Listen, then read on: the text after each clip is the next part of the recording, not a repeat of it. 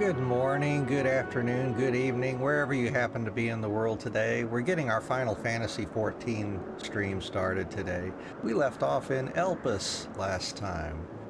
We got sent to a new place, and we are going to be exploring that today, see what happens during this portion of the story. So let's get going. Anyways, how are you doing? I hope everything's okay with you. Let us know down in the chat if you'd like. Anything else on your mind? Comments, tips, suggestions, anything at all, by all means, put them down there. Of course, if you just prefer to lurk and enjoy the atmosphere and the game together with us, that's great. We just appreciate having you here. All right, so let's see.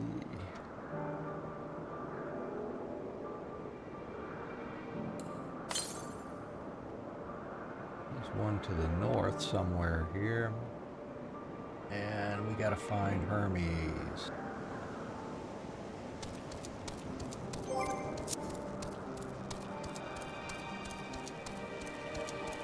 Here he is.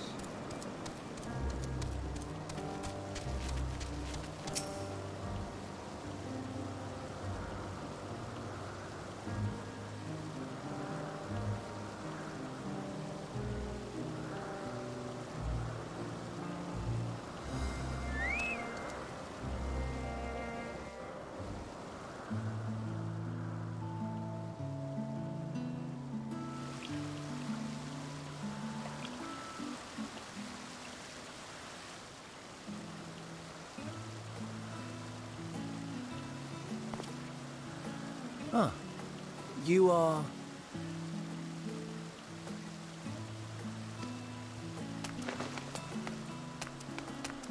Oh. Different. You're different too. You and me. We're alike. Friends. I want to be...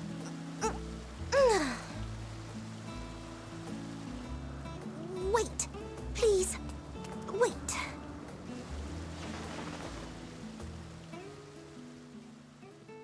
Greetings and salutations. Can you hear me? Do not be alarmed. I mean you no harm. I wish only to hear your words, share your feelings, and know your thoughts. May we please be friends?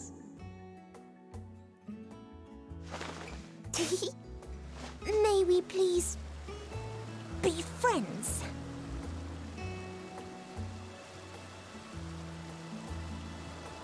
Ah! I see you found him.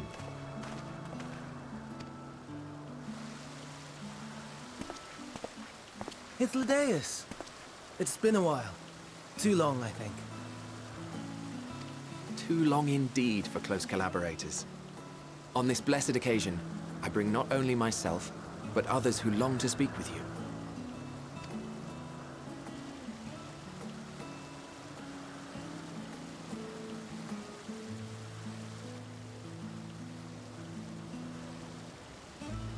You are of the convocation. Emmet Selk at your service. Do I have the honor of addressing Hermes, Chief Overseer of Elpis? You do. You have traveled far for it.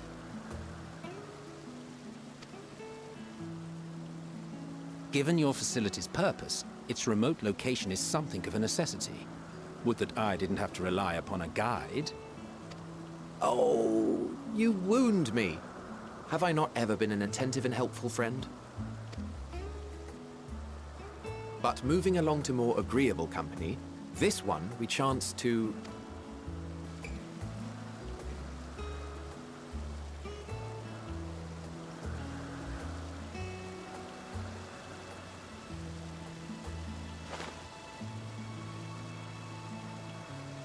Well, you certainly have her attention. Is she one of yours, Hermes?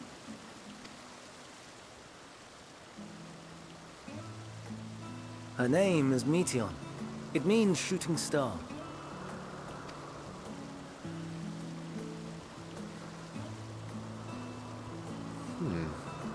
If I may make an observation, her ether is terribly thin. I fear she might dissipate at any moment. Nor do I believe you've made a submission to the Bureau. I would remember such a concept if you had. I haven't, as you say. I judged it too early. She's a pet project of mine, still undergoing preliminary testing. But rest assured that I will attend in person ere long. Very well. Being an authority on flying life forms, I appreciate that you are exacting in your work. I shall look forward to your submission. If we have finished with the perfunctory chit-chat, I would discuss official matters. By my coming, I trust you already anticipate the subject. I have an inkling, yes. Please wait to the main building yonder. I shall join you as soon as I've returned these creatures to their homes. What's wrong, Hermes? An ambystoma is missing.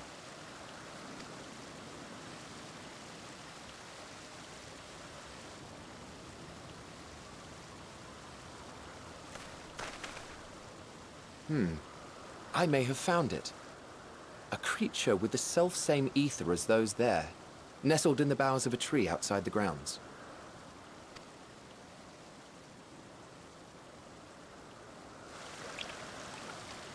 You're saying they can climb with their sorry excuses for limbs? The fashion has been to imbue aquatic creatures with the power of flight, ever since the words of Metron created a sky-swimming fish.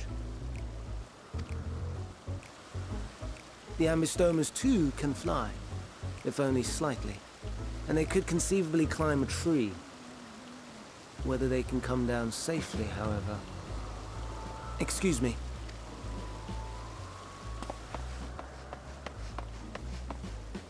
I'll help, too!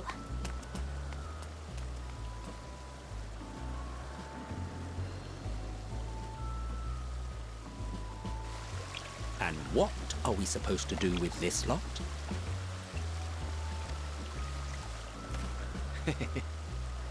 May I suggest we split up? If you would be so good as to assist Hermes, Emmett Selk and I shall keep an eye on these adorable creations in the meantime.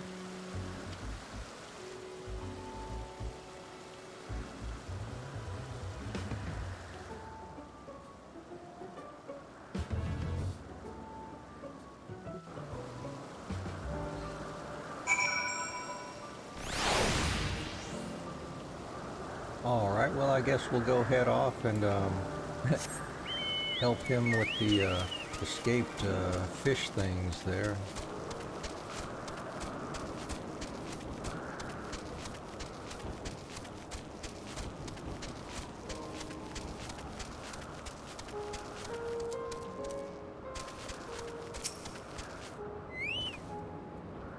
It seems Hermes and Medeon have found their quarry, a creature known in this age as an ambystoma. Yet, though it has been safely extricated from the tree, Hermes appears to have found himself in quite the predicament. The ambystoma, Hermes saw it high up the tree. He climbed up to get it, but it jumped on him and he slipped. Do you need a hand? No, I'm fine, if a little embarrassed. Now, for your own safety, please stand back.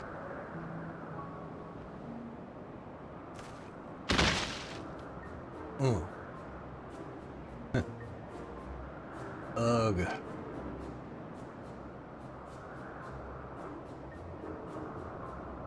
Hermes, are you all right? Quite all right, yes. My apologies for making you worry, Medeon. Both you and,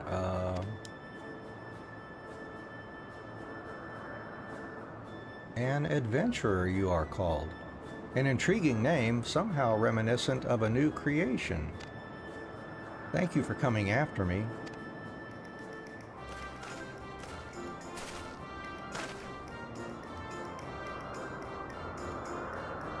As for you, little one, you must be more careful.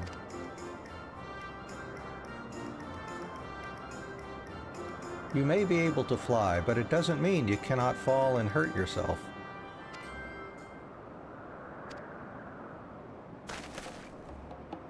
Oh no, I had forgotten all about its fellows.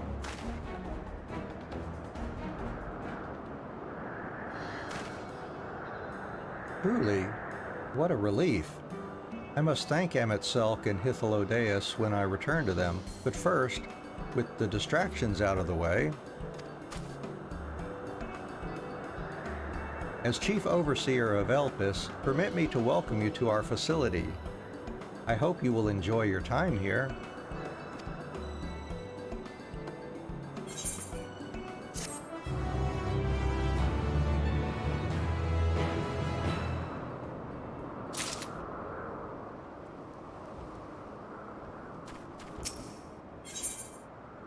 Ooh, what are we getting? Alright, new body piece. Well, we mustn't keep the others waiting. Let us return to Anagnoresis.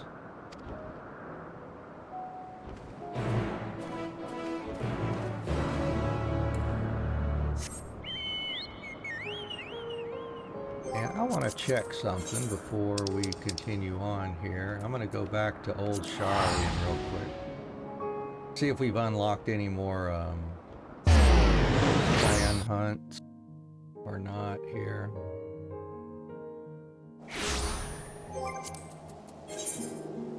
Nope, doesn't look like it. Head down there. Yeah, they're still red. Okay.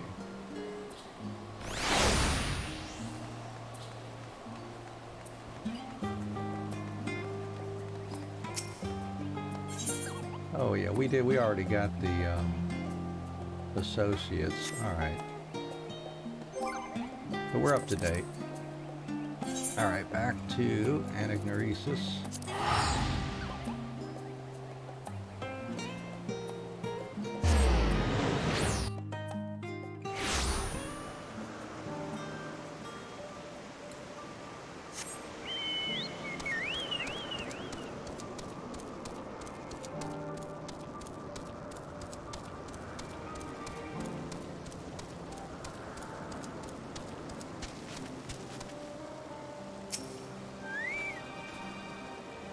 My apologies for the trouble. Owing to your kind assistance, all the Ambistomas are safe and well. I will presently send them back to their space if you would go on ahead to the main building. Upon entering, you will see a table and chairs, a meeting area. We may speak there. Very well. Take care not to let the creatures slip away again.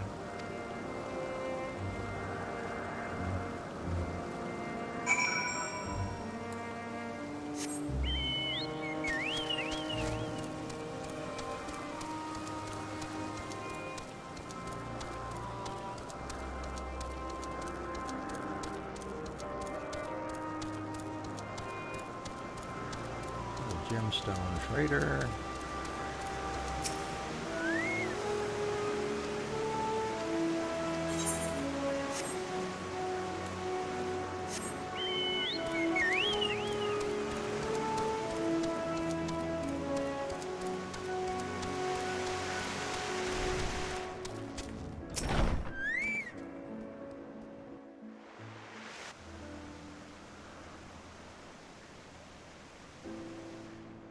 This appears to be the place.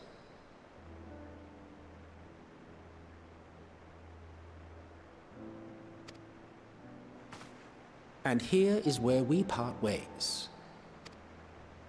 We will be discussing highly sensitive affairs. Only a select few may be privy to such knowledge, and that does not include someone who cannot or will not divulge their origins.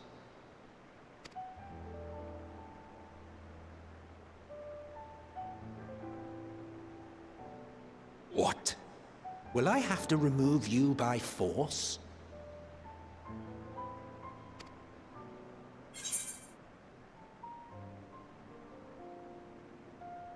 There are reasons I cannot speak freely.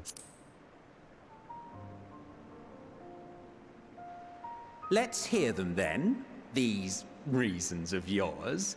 Who knows? If I deem your mysterious cause worthy, I may even be inclined to offer my assistance. I do not object to her attendance. Hermes, this is highly irregular. Perhaps, but I believe she can be trusted. Meteion would not have taken to her so quickly otherwise. Moreover, the presence of a third party may help me to maintain composure.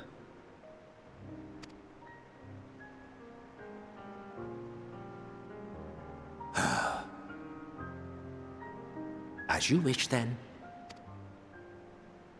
Behave yourself, do you hear?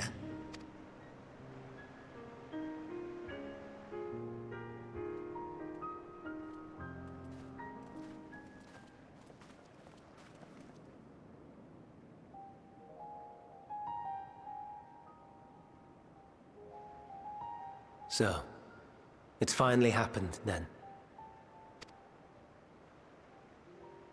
Aye. Van Daniels declared his intention to step down, and named you as his preferred successor.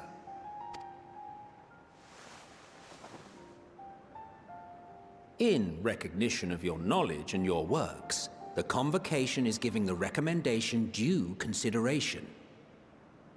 As one who does not know you personally, I am to use my impartial eye to take your measure. And above all else, to ascertain your disposition towards the invitation.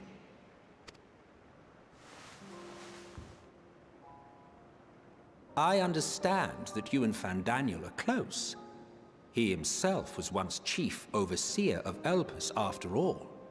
I should not be surprised if you knew before anyone else that he wished to relinquish his office. I did. He told me that when he fulfilled his purpose, he wished to pass the torch to me. A torch you seem none too pleased to accept. Are you so averse to serving on the Convocation? No, it's not that. For a humble researcher like myself to even be considered is an honor beyond words. No. What troubles me, what I struggle to come to terms with, is the very fact that Van Daniel is stepping down. Does this not mean that he will return to the Star?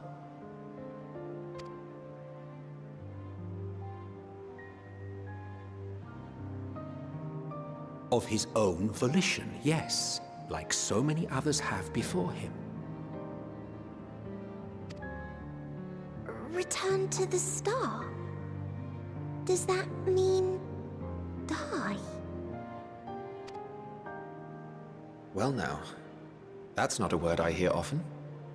Is that what you say here in Elpis? Mankind is the life of Atheris.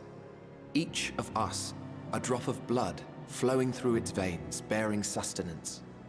In our finite time upon it, 'tis our duty to make it a better place, that all who call it home, now and in future, may abide in happiness. To that end, we have dedicated ourselves to the pursuit of enlightened creation. And by our efforts did we transform this once untamed wilderness into the peaceful paradise you enjoy today.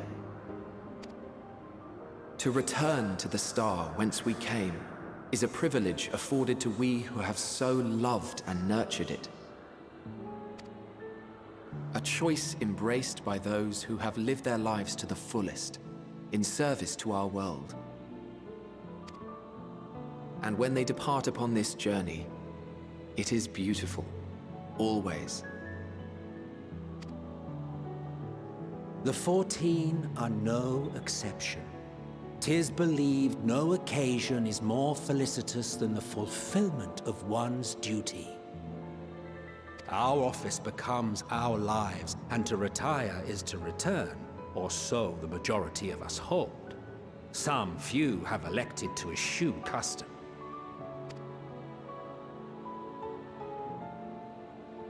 Mayhap you feel Fandaniel's deeds do not warrant his return. Yet you should know his accomplishments as well as any. During his time, he conceived of countless outstanding concepts. And channeling the wealth of experience he attained here in Elpis, he brought forth many new specimens.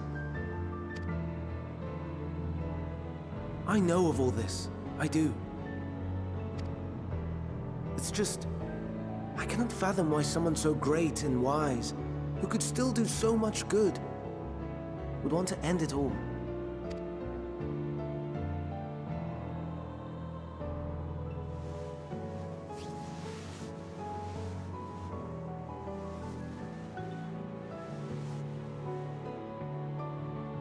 Oh no. I've made her upset. Forgive me. I know I requested your presence. Might I trouble you to take Meteon outside? A change of scenery would do her good.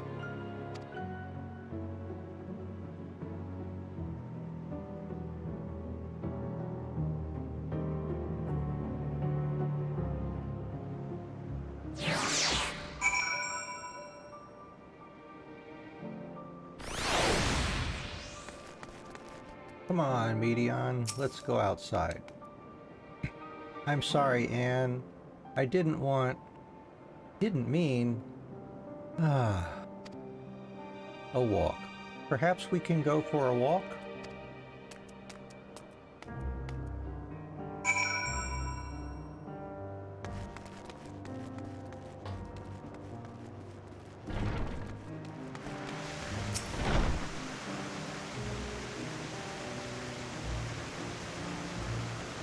Hermes gets sad when he thinks about death.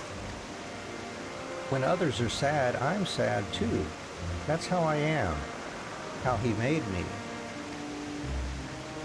But don't worry, I'm fine now. So, why did you come here? You want to learn about Elpis and Hermes? Ooh, teach you! I can teach you! We could take turns. I tell you something, then you tell me something. Sounds like fun. It will be, it will be.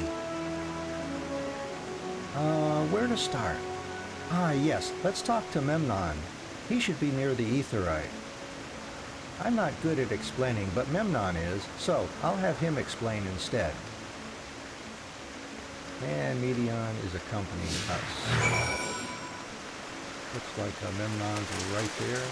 Oh, we can see what Meteon has to say here. Discuss the Aetherite. Ah, the Aetherite. Anyone can use it to teleport anywhere. Well, maybe not anywhere. Not to the ground or other isles. For that you need teleporters. Oh, and permission.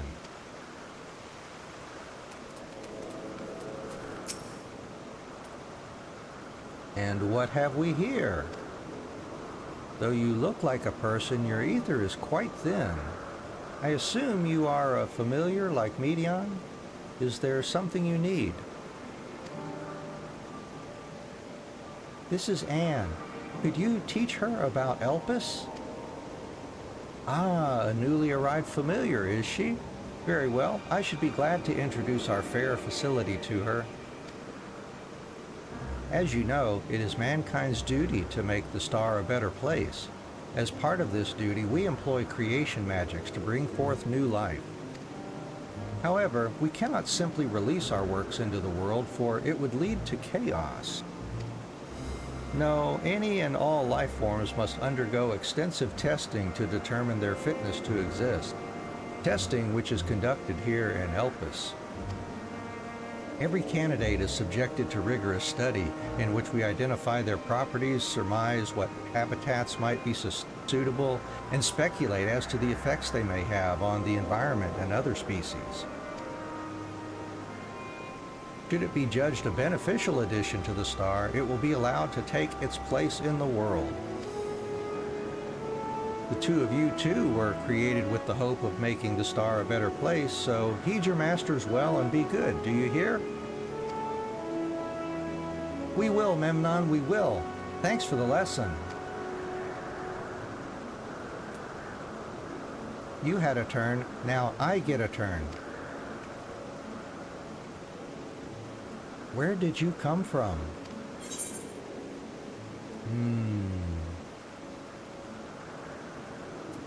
From a place facing a great threat.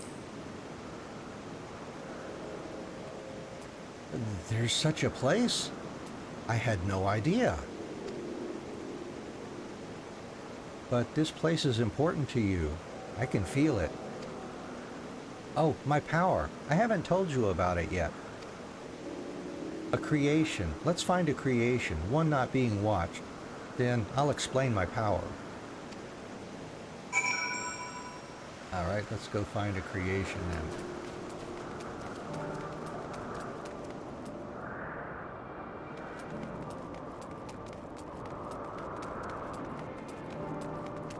Let's see what she's got to say about this spot here.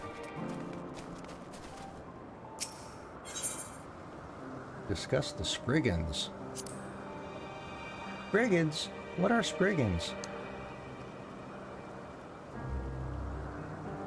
Oh no, we call them Aureae. If there's many. If it's just one, we say Aureas. Though they're cute, they can be naughty. Sometimes they run off with concept crystals, and Hermes has to run after them.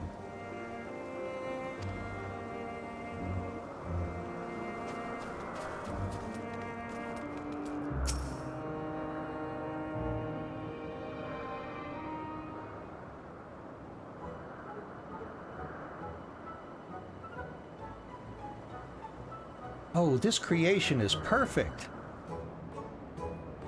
But I don't remember seeing it before. Perhaps it's new. Anyway, I'll try reading its mind. That's my power.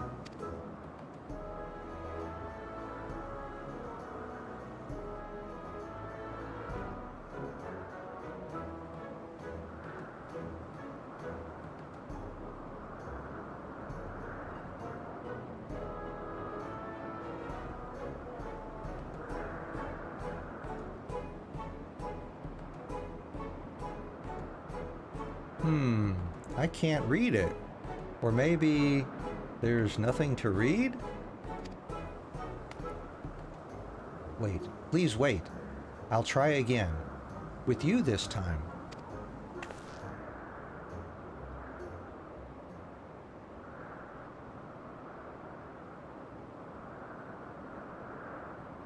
Greetings, can you hear me?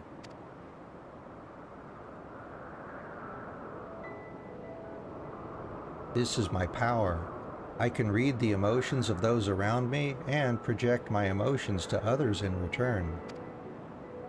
I am not actually speaking to you in your mind, rather, you are converting my emotions into words and intention, a process performed subconsciously by intelligent life forms. This ability is vital to my mission, for it allows me to interact with intelligent beings even should they communicate via unknown languages or other nonverbal means. Sounds handy. As a consequence, I am clumsy at speaking. Yet, though I struggle to express myself in this fashion, Hermes wants me to speak as much as possible, for everyone has thoughts and feelings that they may wish to hide. I harbor an affection for you, one that is difficult to define. Aside from the fact that you share common traits with us, your thoughts are complex, prismatic. They draw me in and leave me wanting to know more. Out of respect for your privacy, I will refrain from using my power when speaking with you. Nevertheless, I want you to know that I wish to be your friend.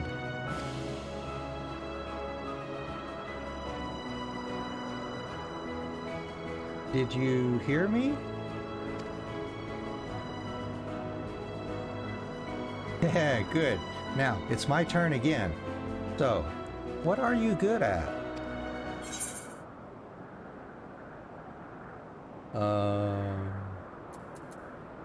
Playing. Playing?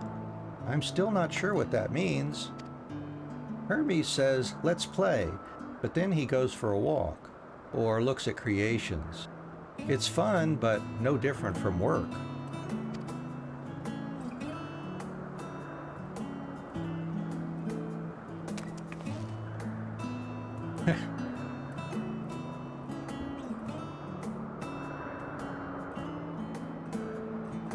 I think we might be bothering it.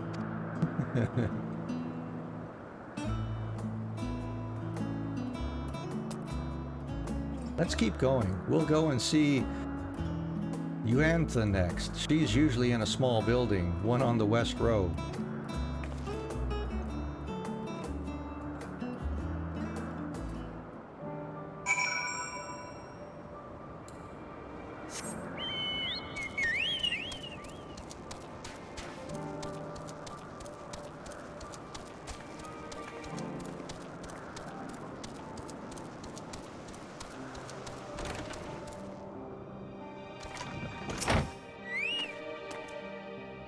Well, well, if it isn't Medion.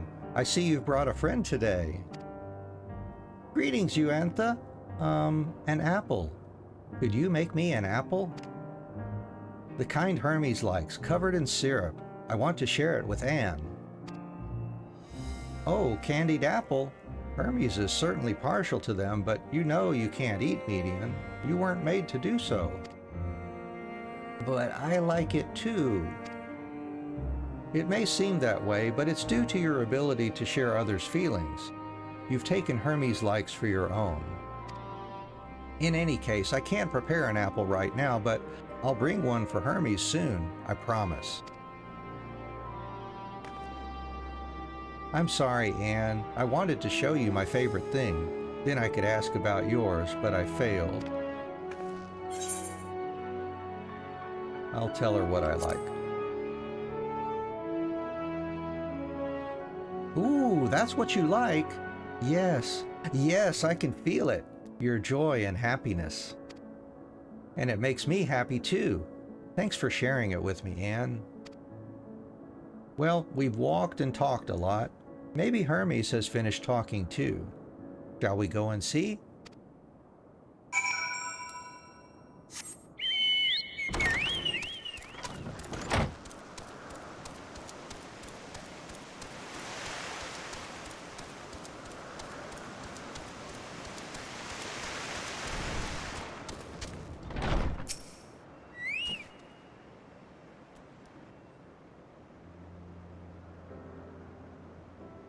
There you are.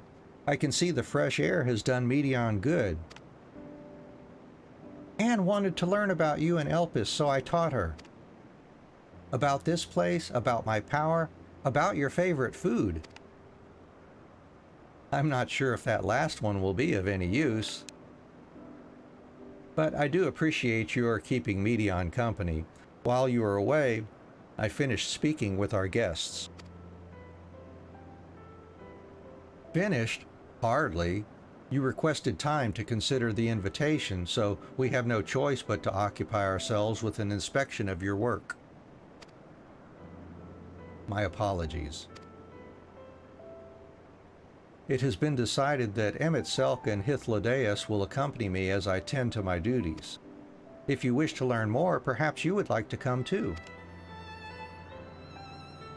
I'm compelled to remind you that she is in no way associated with the convocation. We simply chanced to meet at Propylaeon. There is no guarantee that the matters we discuss will remain private. I do not mind. To see the joy her presence brings Medion, I cannot imagine our mysterious friend harbors malicious intent. Anne is kind. Really, truly. She taught me as much as I taught her. You're coming, of course, to watch Hermes? You're bound to learn lots and lots.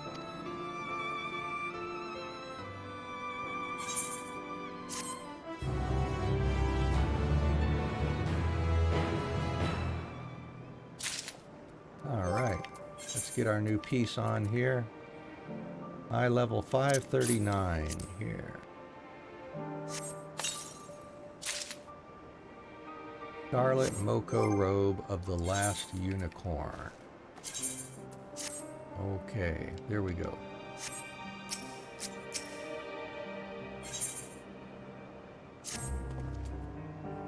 If everyone is ready, there are a few creations I need to check on. First, we shall return to the spot where we found our wayward ambystoma. Have care when you step outside a hub, for there may be more unruly creatures about.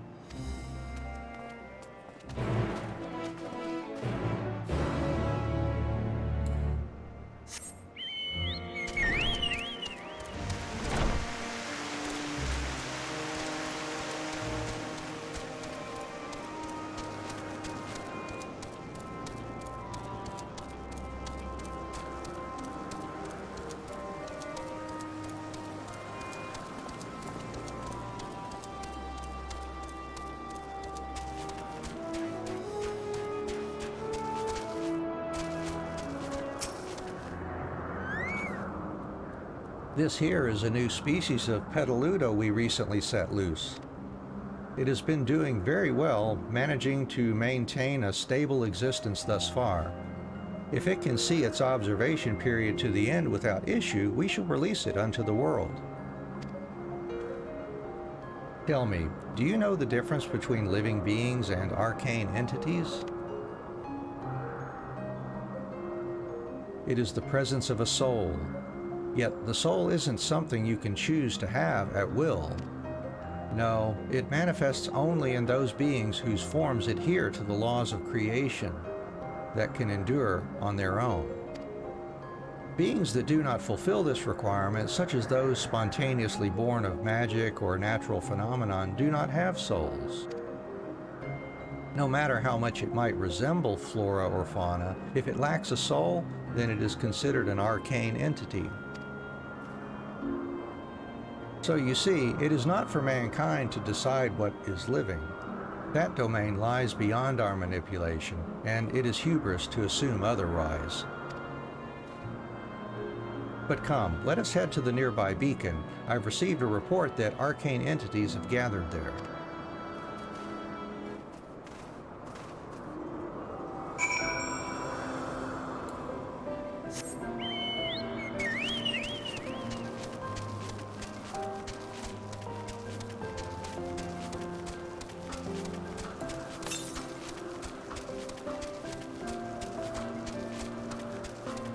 If we can nab this ether current over here too.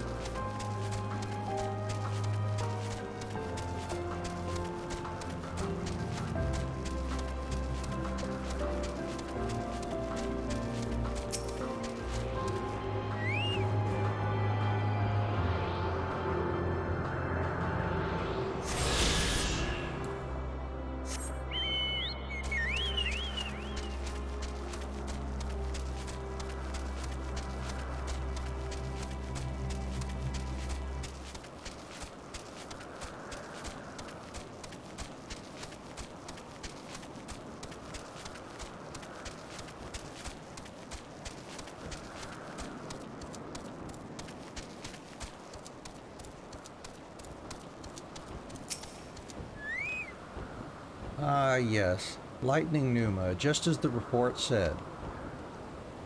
Although we can call this structure a beacon due to its form, it's in fact a magical device. By manipulating the balance of elements, it keeps the isle airborne and maintains the climate thereupon. In the course of its operation, it often sees an internal shift towards a given element. Right now, that element is lightning, which draws the Pneuma here to replenish their ether. It appears Medion is busy. Would you care to assist me in her stead and feed the Pneuma?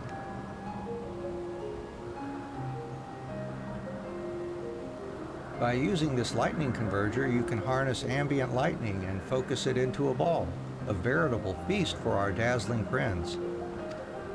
Go on, give it a try.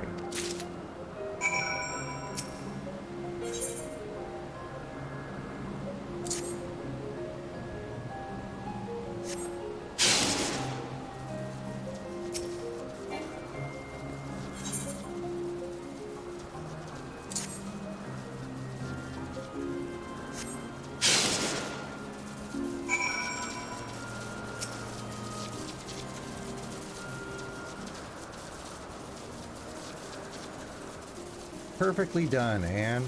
Look.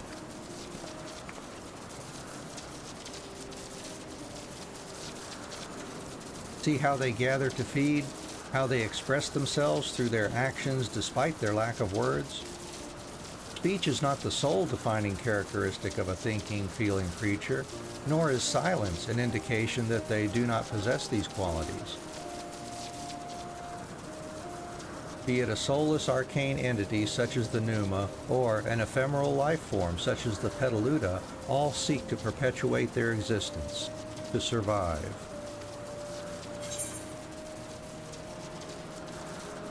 Is Medion an arcane entity?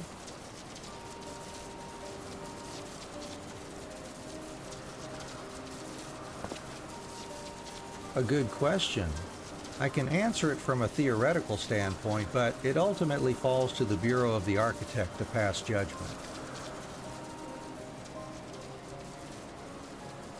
Those with exceptional vision, such as Hythlodaeus, may be able to ascertain her true nature.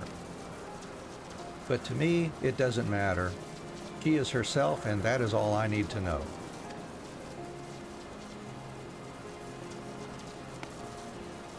Oh, you finished already? I'm sorry. I was in the way. Not to worry, my dear. They missed nothing of note, and we still have plenty of work for them to observe. Next, we will head east to the Morning Dew. I need to speak with some observers there.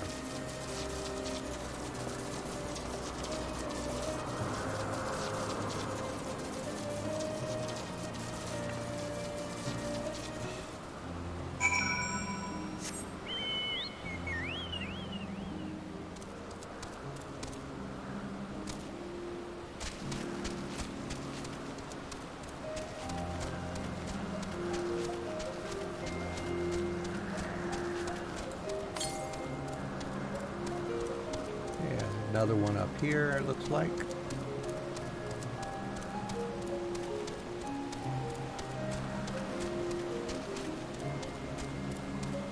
There it is, hiding behind that tree.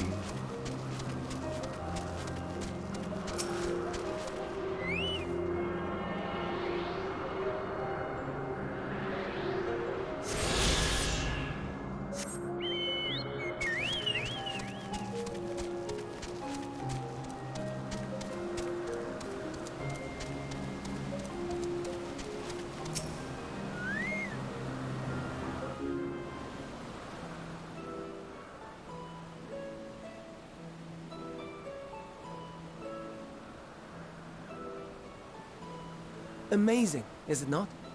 The Ampelos, one of our newest subjects.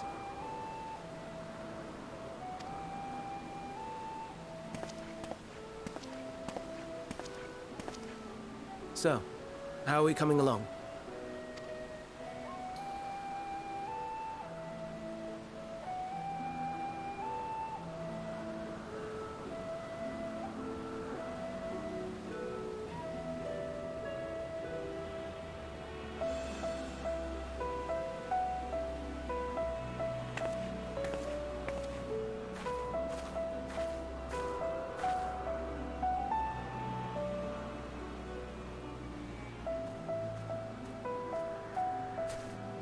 This place is Elpis.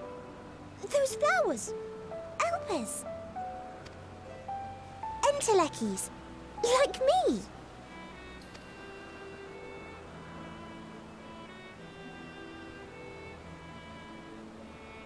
They are a product of Elpis, and so named for their birthplace. A happy accident, born of the hands of a former researcher who loved beautiful blossoms. Unique for how they change color, to reflect the emotional state of those nearby. Though be it here or elsewhere, they are seldom seen in any hue save purest white. Reflect the emotional state, you say? By what means do they achieve this? In creation, there exists an energy wholly apart from ether, one driven by emotions. In like manner to how we manipulate ether, this flower is subject to the influence of said energy. So Nidana is right. He is correct about this. Well, it has no will of its own. It is sensitive to the prevailing emotion in the vicinity, and reacts by altering its color and vibrancy.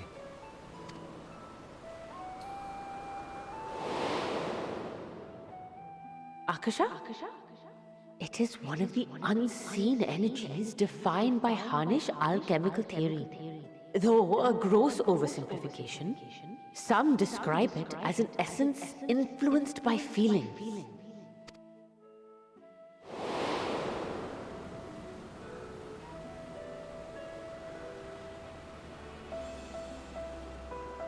Akasha. Though I'm not familiar with the term, your description suggests it is the self-same energy. Dynamis, we call it.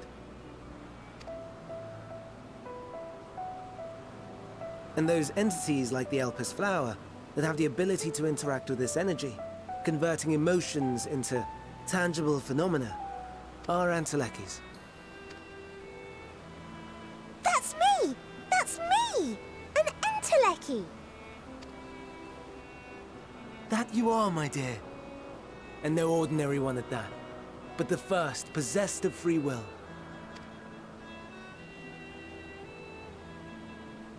Wait. A form of energy other than ether? Dynamis? I've never heard of such a thing.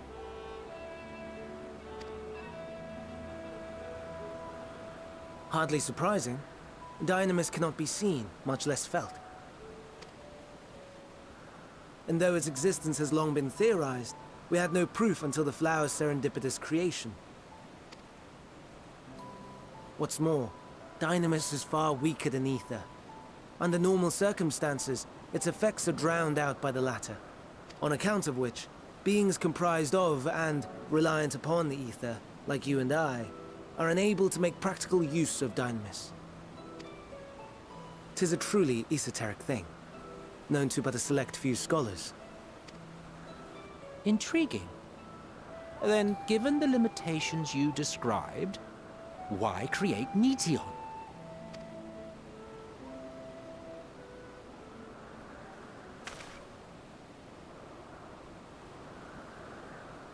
Our star, Aetheris, is especially rich in ether, so much so that its name is derived from it.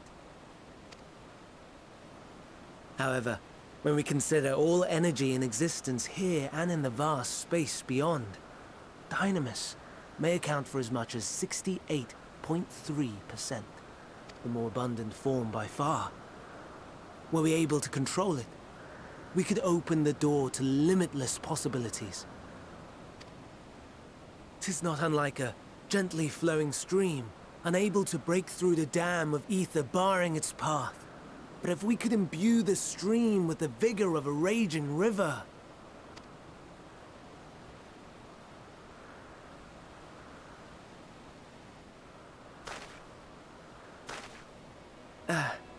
Not that I have such grand ambitions. Nay. I merely wish to create a being that could traverse the great expanse.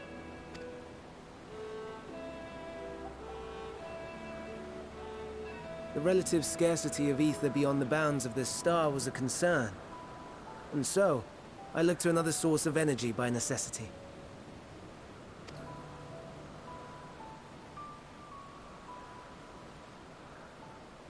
That being Dynamis. No wonder her ether is so thin. Precisely. Yours is thin too. Like an Entelechy. Like me. So... are we the same? Entelechies.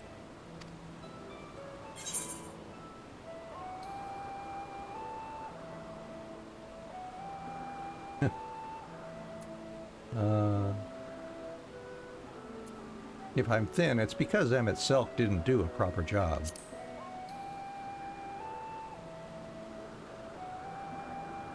Well, aren't we ungrateful? Mayhap I should revert you to the pathetic, faded thing you were. A deficit of ether alone does not an Entelechy make. It would, however, make it easier for you to interact with Dynamis.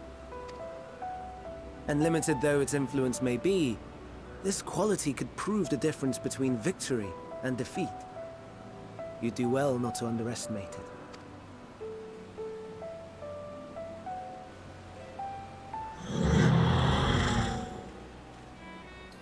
Oh dear. I'd forgotten about the poor fellow. You must excuse me a moment while I go and verify a few more things.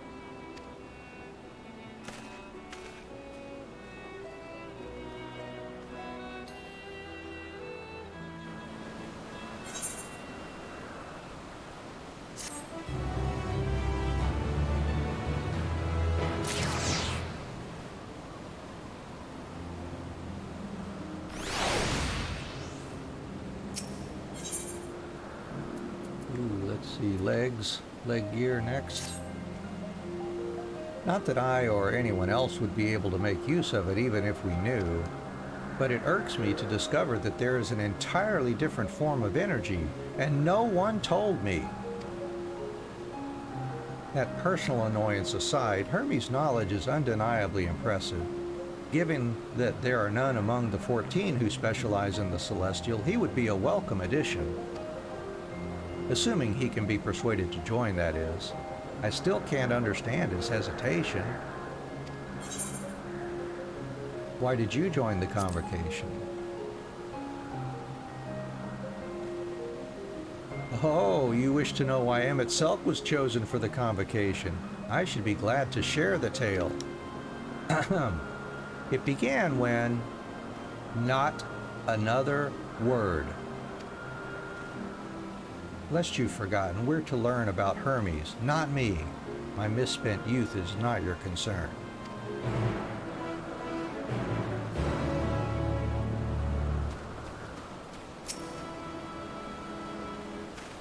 My apologies for the wait. I have inspected the Ampullus to my satisfaction. All is well with the creature, and I dare say it won't be long ere it is released unto the world. Another creation, however, reportedly isn't faring so well. The Charybdis. That is what we shall tend to next. If you would follow me, my friends, we shall return to the main isle and head north.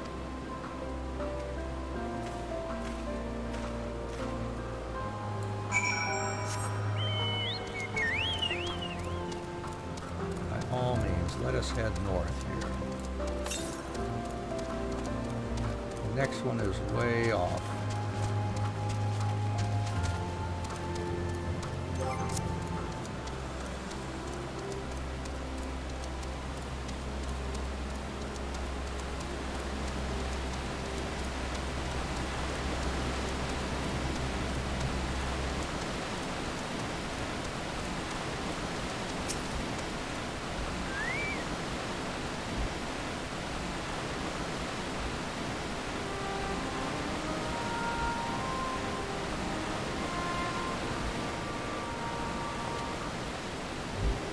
I understand there is a problem with one of the Charybdis.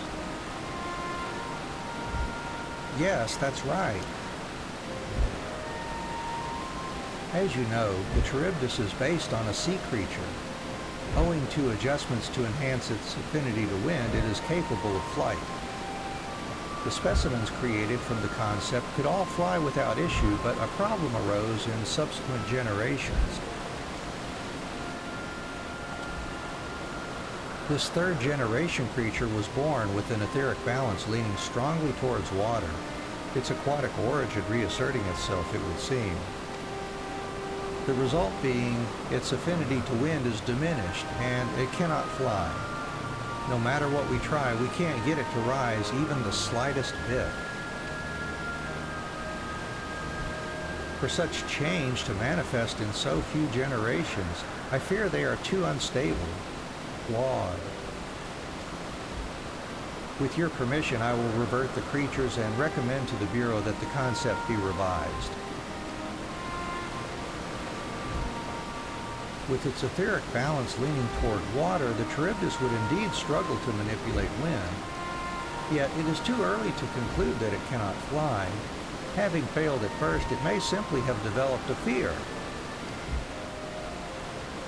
I shall transform and fly with it, helping it to manipulate wind until it finds its wings. What? You needn't go to such lengths.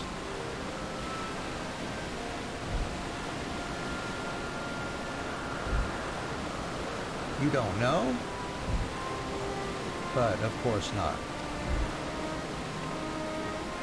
Transformation is an art in which one manipulates a vast quantity of ether to construct another body around oneself. In practice, this allows one to assume any conceivable form and thereby transcend the limits of one's flesh. Yet, convenient though it may be, transforming in the presence of others is considered vainglorious in the extreme, as uncouth and unseemly as running about robeless. Shameful. Am I to understand you make a habit of this? Nothing of the sort. It's just that, when transformed, I can wield the wind and fly. It may seem excessive, but what is our shame next to the lives of these creatures? They deserve a chance, and we owe it to them to do all in our power. Be that as it may,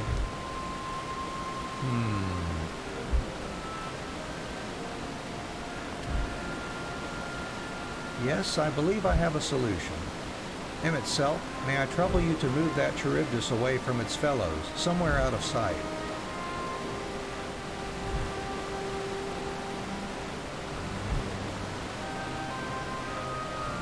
Meanwhile, I'd like the rest of you to help me prepare here. What mischief are you scheming now? No mischief, I assure you. I would but spare you the need to report to your colleagues that Hermes committed an indiscretion. So have a little faith and run along.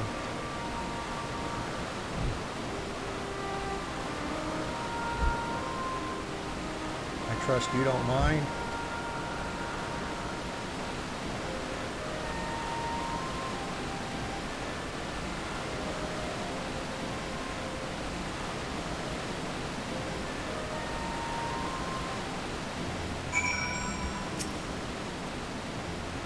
Emmett Selk is out of sight?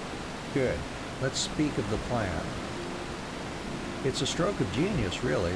We have Emmett Selk train the Charybdis.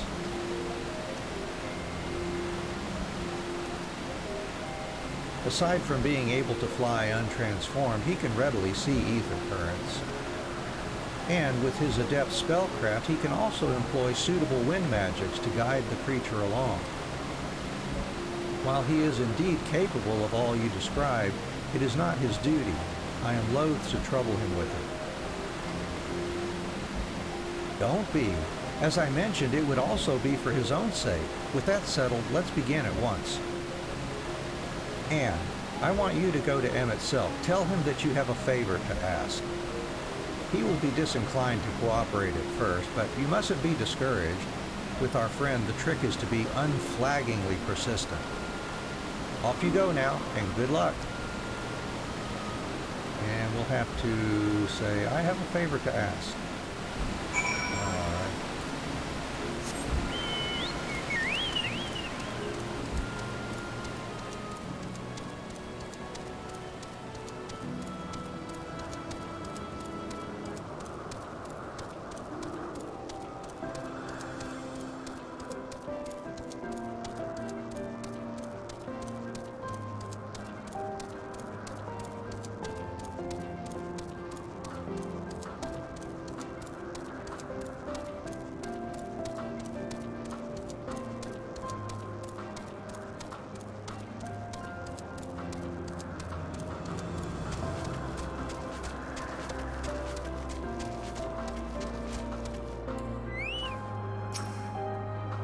Alright, let's see here.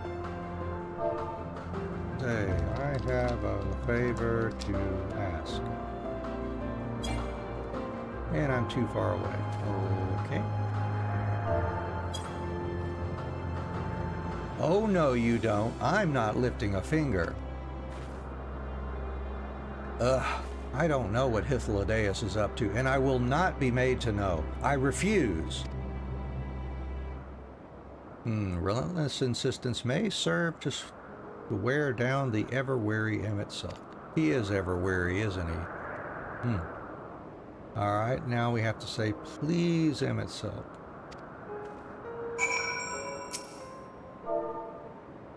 Please, Emet-Selch.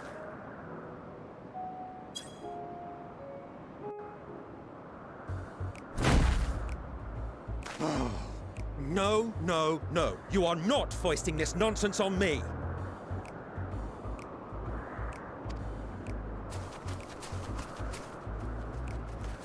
I'm given to understand you have the power to help the Charybdis, and should be quite willing to do so. And so I appeal to your better nature, most benevolent Emet-Selch. Please teach her to fly. Or else Hermes will transform. Right now. Now, there's no need to go quite that far. Altruism is its own reward, as I'm sure he would agree. Oh, would he now? And who contrived to put me in this position, pray tell? Nothing so devious. I merely suggested a possible course of action.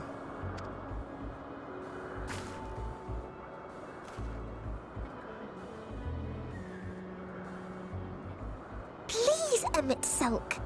Please. I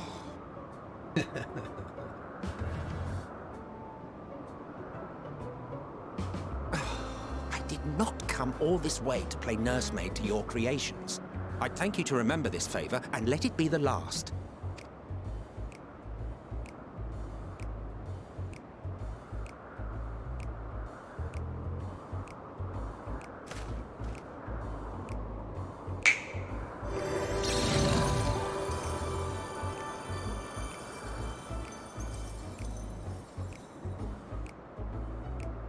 I will aid it once it has taken to the air. It falls to you to shepherd it skyward.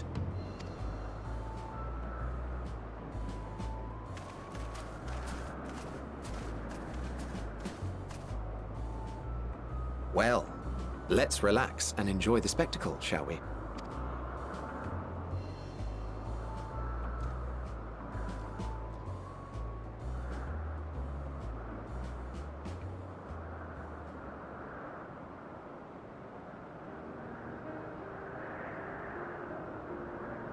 You were wondering why Emet-Selch joined the convocation. Truth be told, he wasn't the first choice for the office. I was, on the strength of my ability to see ether. But I declined the offer. For though my vision is exceptional, I am pedestrian in all other aspects. Worse even, quite abysmal when it comes to manipulating ether, for example. Couldn't transform even if I had a mind to do so. What good is the ability to perceive a problem if one cannot act to address it? Emet-Selch has no such shortcomings. He excels in vision and manipulation both, the latter to an extraordinary degree. If there is a mage more powerful, I do not know of them.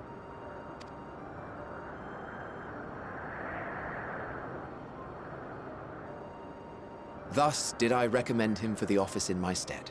And I wasn't the only one. Far from it. Countless others vouched for his skill and character. People the world over, to whom he had previously lent a helping hand. Oh, how surprised he was. Claimed he hadn't done anything remarkable for anyone. Modest to a fault. He deserved every bit of acclaim he received. Yet he may well have gone unappreciated were it not for a mutual friend. A singular soul who can't help but involve herself in the business of others. Where she walks, excitement is certain to follow. Her antics irritate Emet-Selch to no end. But much of his grumbling stems from genuine concern. When our friend calls, he never fails to answer and lend his talents.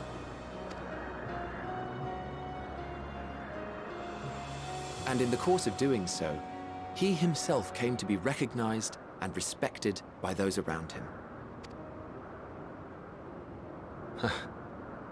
They are truly remarkable individuals, and I'm proud to call them friends. To help them realize their dreams. This will be my greatest contribution to our world. And when they have fulfilled their respective purposes, so too shall I have fulfilled mine. And together we may return to the star. Look at me, spilling my innermost secrets. I can't seem to help it with you. I can only assume it is due to the color of your soul. I just don't understand how you can be so alike and yet so different. Well done, my pet. Well done!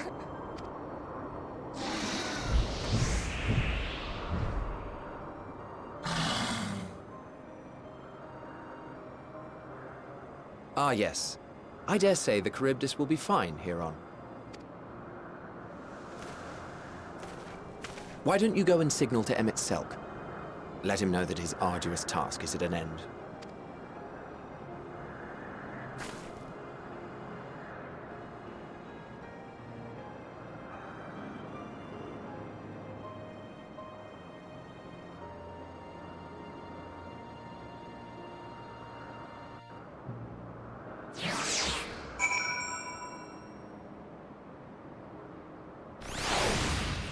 I think I'll hide this hat too with this outfit. Yeah, let's turn that off.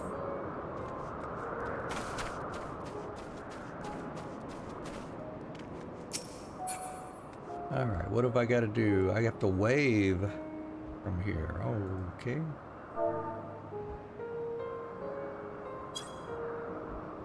Hello. You're finished. Emerging from his reverie, Emmett Selk notices you and begins to descend with the Charybdis.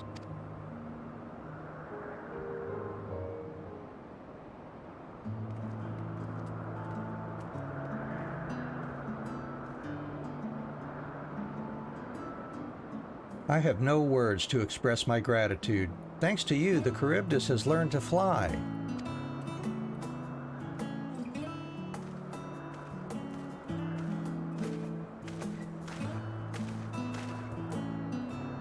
And Anne and I could relax and have a pleasant chat. I'm sure you did. The creature needed some small assistance at first, but soon it was flying more or less on its own. I doubt you will need to repeat the lesson. That was truly impressive.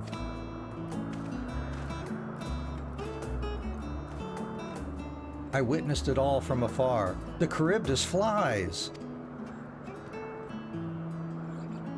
Indeed, with this, we've proven that even a creature with skewed etheric balance is capable of flight.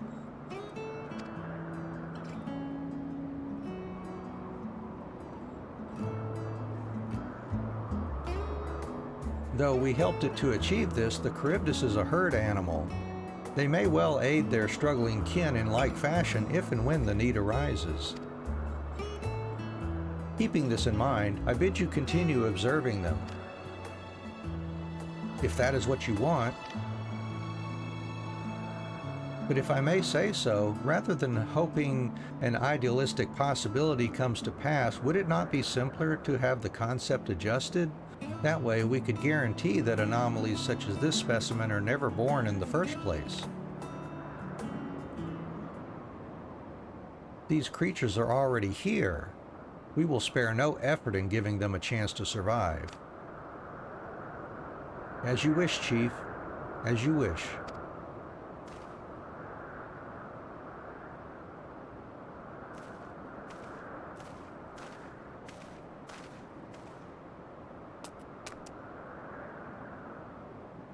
Hermes.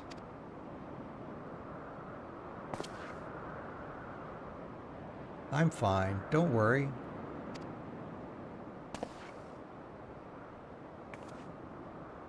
Well, that concludes all of my present tasks.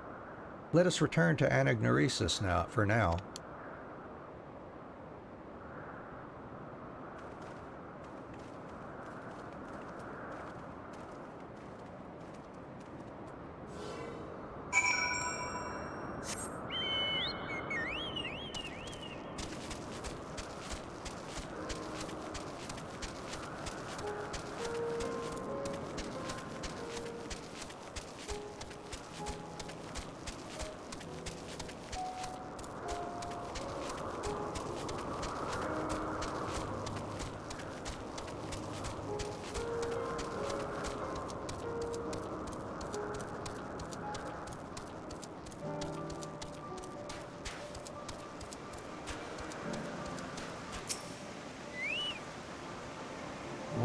want to apologize for forcing me to help, do you?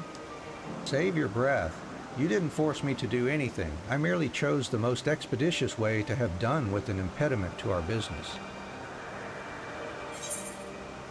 Whatever you say. All right, leg gear.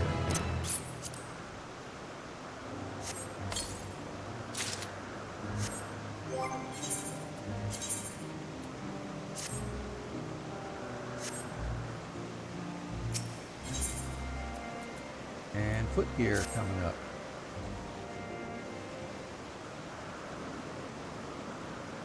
Tell me, Anne, in the course of watching me, have you learned aught of value? Let's see. Dynamis. Dynamis seemed promising.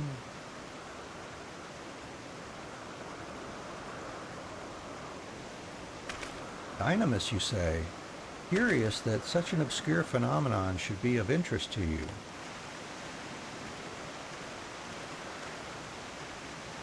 Chief Hermes, what good fortune to find you here. Is something the matter? The, Ikeon, I guess. I'm afraid it's done it again. No sooner did we release one for observation than it set upon the nearby occupites, slaughtering them. Was the creature hungry, or somehow provoked? I had just fed them myself, and the occupites were keeping a wide berth. It is the nature of the Ikeon that is to blame, their innate viciousness. Temperament aside, it is an outstanding creation, perfect in form and function. Though it may not be suited for release, I've no doubt that the Bureau will accept its concept for preservation. In any case, there's no point in postponing the inevitable. Doros will revert them all once the paperwork is in order. Where's the scene of the incident?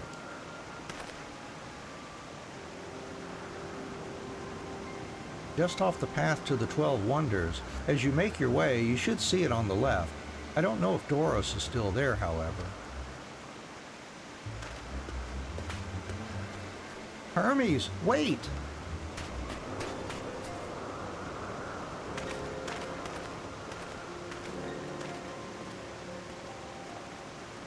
If this is part of his work, then I would observe. We follow. Indeed, let's go.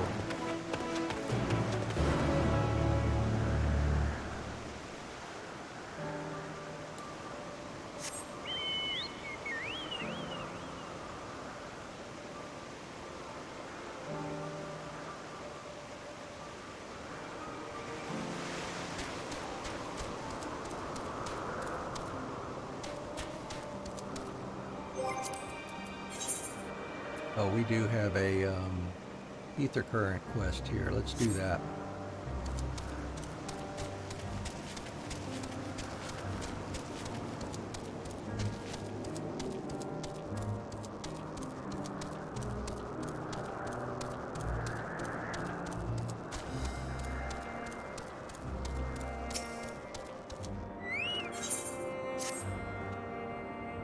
Welcome, friend, to Anagnoresis.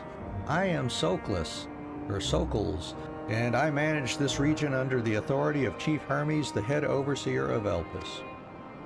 And you are, oh, how unusual. A soul-bearing familiar. A familiar must have a mission, and yet you offer no message and carry no cargo. Are you perhaps here for the purposes of observation? Yes, that must be it, in which case you need only mention my name to Armian, or Charmian, and she will gladly give you a tour of our domain. Soak it all in.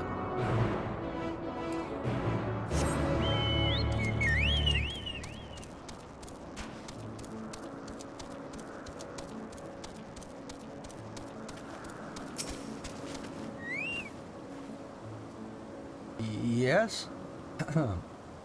Yes, what can I do for you? Anne, is it?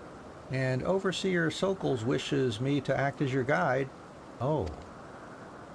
Oh, No, I didn't mean it like that. I would be more than happy to show you around. I'm simply wondering why the Overseer chose to send you to me of all people. I haven't been here long myself, truth be told. Until quite recently, I was wholly engaged in a prolonged research project at the Academia Anator. Surely there are other, more experienced individuals who could provide a more comprehensive... This grumbling is hardly constructive now, is it? The task was given to me, and I will attempt to cover the most salient features of our facilities to the best of my abilities. After all, it is not every day that one is asked to indulge the curiosity of such a rare and fascinating visitor. We can commence the tour this very moment if you like. Then let us begin. You know, rather than have me lecture you as we walk along, I think observing firsthand what we do here in Anagnoresis would prove more beneficial. I will point you in the right direction, and you can question my colleagues to your heart's content. Once we've completed a circuit, we can return and speak to Overseer Sokals. And Charmian's now accompanying me. Alright, well, let's see, let's go, I don't know, let's go this one first, maybe?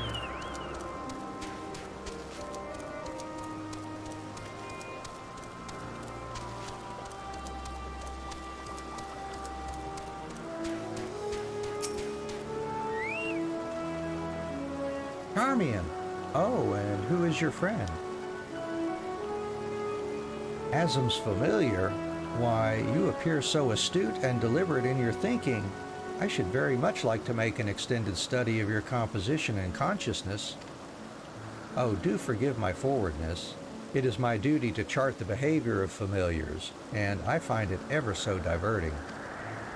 Arcane servants are rarely permitted to roam the world at will, you see, but our research here is given special dispensation, once the subjects are properly registered as concepts, of course. There are times when familiars are tasked with tending cattle or must otherwise coexist with other living beings. Such projects are brought to me, and I am responsible for observing and evaluating their potential compatibilities. Oh, but of course, if Asm might grant us permission, then you could abide here for a few years while I analyze. And on that note, we really must be moving along. Step lively, Anne. Yeah, let's not get drawn into anything too lengthy here.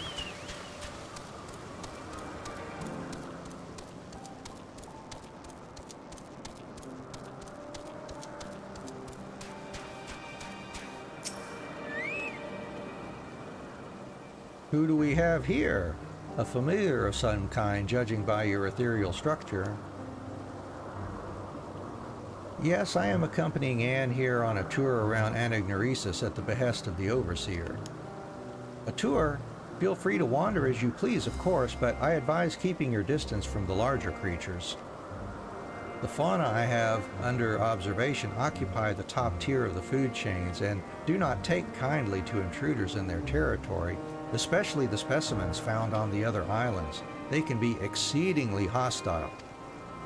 While I am sure you are quite capable of defending yourself, no one appreciates a surprise tusk through the abdomen, eh? That's true, yeah. Thank you for the warning. We will proceed with due caution.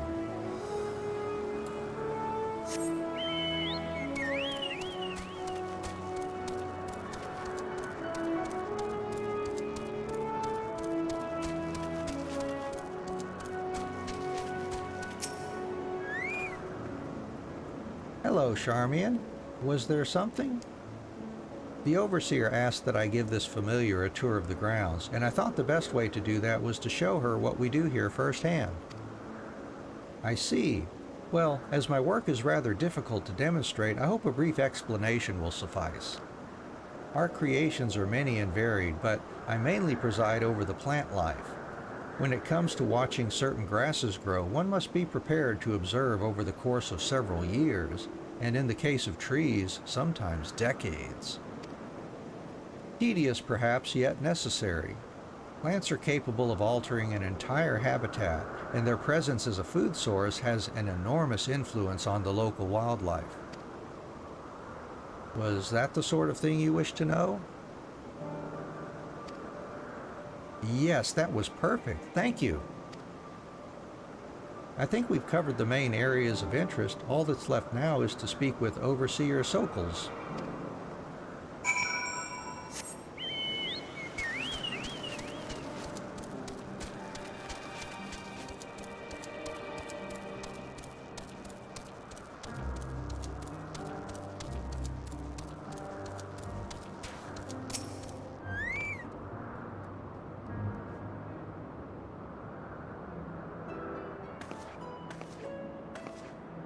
Ah, I see you've completed your tour.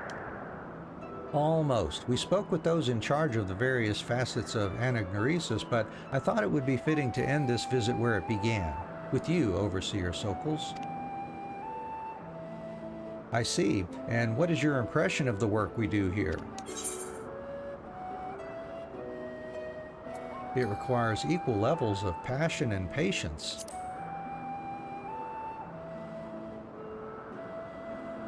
I am glad we could help further your worldly education. And I am glad to see you enjoyed the experience. At least I hope you did. You are truly a masterpiece of creation. Only a soul-bearing familiar could demonstrate such robust cognitive and cogitative faculties. Were you perhaps designed to inspire others? I feel something special has been woven into your aura. I don't know. You have an intriguing presence, to say the least. Please stay a while and share more of your thoughts with us. Yes, I second this invitation. In all the long years I have resided here, never have I encountered such a unique entity, and one of Asm's no less.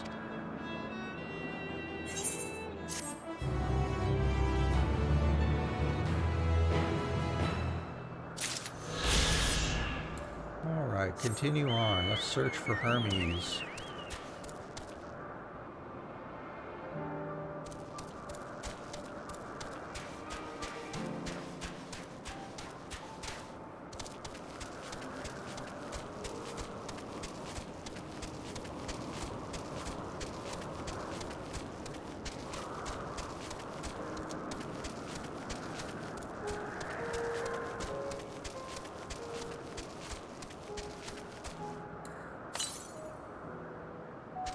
.247 south.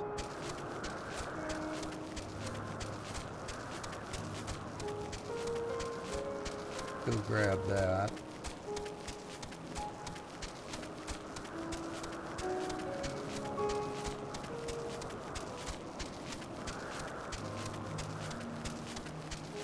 Here it is on that ledge.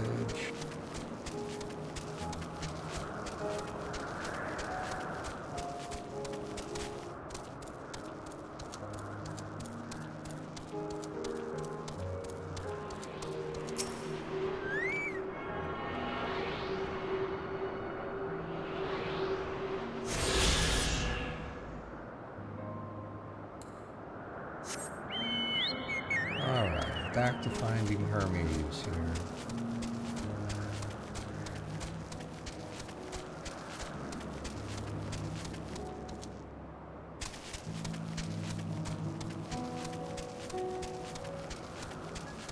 Hello.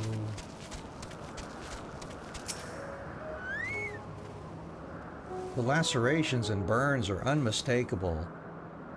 Ikeon was indeed responsible. But the creature is nowhere to be seen. Doros must have taken it away. The man makes his base at the 12 Wonders. I shall go and seek him out there. Emmett Selk and I will search the area for good measure, just to make sure the Ikeon did not escape. My thanks. Let us meet at the 12 Wonders when you have finished. I will go on ahead. Please follow with Anne.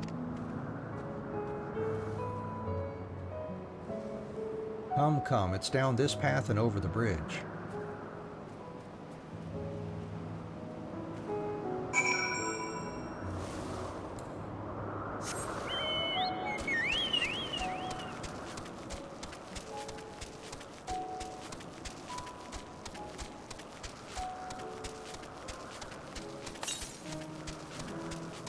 42 west. I guess it's down across here then.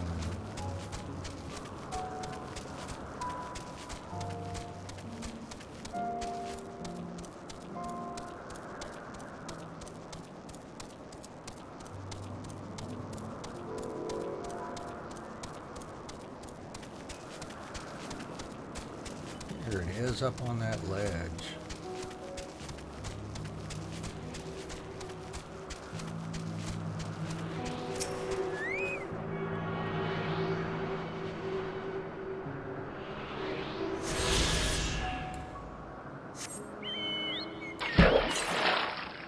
Ah, thank you for the hydrate. Appreciate that. You get that. Get some water. Delicious water.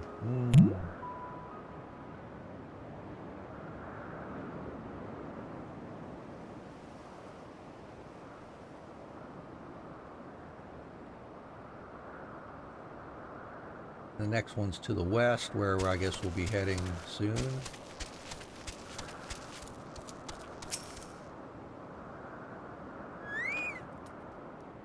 There it is, the 12 Wonders. Hermes is looking for Doros. Let's look for Doros too. He's a man with long blonde hair, I think. I'll know him when I see him. And she's now accompanying me. Alright.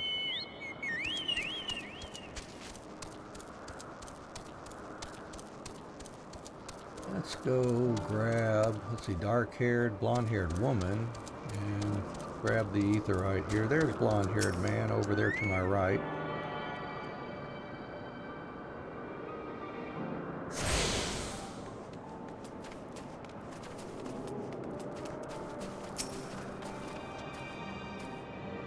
Doros! That's Doros!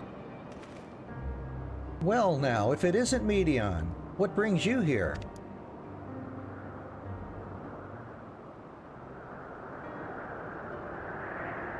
Ah, I thought I heard familiar voices. I didn't realize you two had decided to help me search for Doros. Thank you.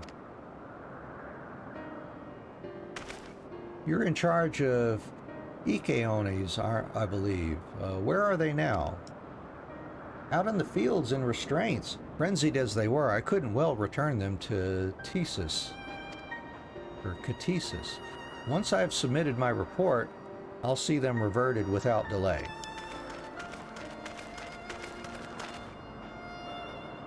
It's as he says, the beasts are indeed quite ferocious. You're one of the 14. What brings you here? Nothing you need concern yourself with, as you were.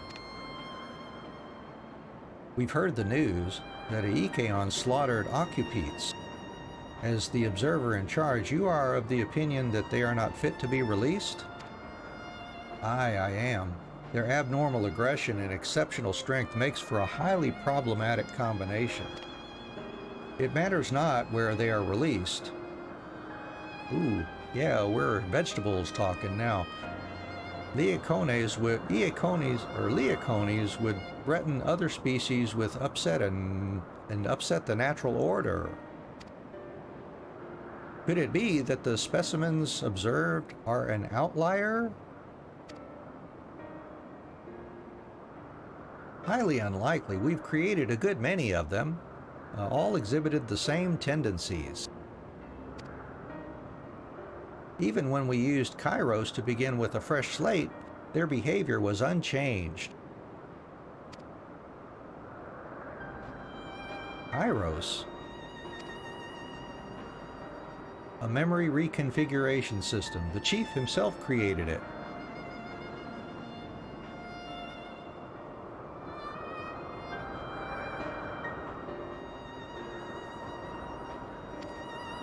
It allows us to erase or alter memories that we may observe creations in a different environmental conditions without needing to remake them from scratch. Quite impressive and potentially dangerous. Depending on the intensity of the etheric emissions, Ashtaroth may wish to have words with you. Rest assured, I've kept all values within prescribed limits. and to prevent misuse, its applications are limited to those authorized by the Chief Overseer. Do not misunderstand. To manipulate a subject's memories is an intrusive act I deeply abhor, but it is still preferable to execution. Come now, Chief, let's not be so melodramatic. What was born of ether is simply being reduced to its original state. I know the distinctions concern you, but we mustn't lose sight of the bigger picture, making rational choices for the sake of a more prosperous star. If a creation cannot be properly studied, even with the aid of Kairos, we remake it. If a creation is deemed a detrimental existence, we unmake it. 'Tis all for the greater good, and none question the necessity of such routine processes. I understand these things, I do. I would never think to unleash a clear and undeniable threat into the world. Yet, insignificant though their individual lives may be, next to all creation, it is all the Lycaons have. Before we seal their fates, we owe it to these beings to exhaust all options, to ensure that nothing has been overlooked. If you insist, let me provide you with the full report, and we may take it from there.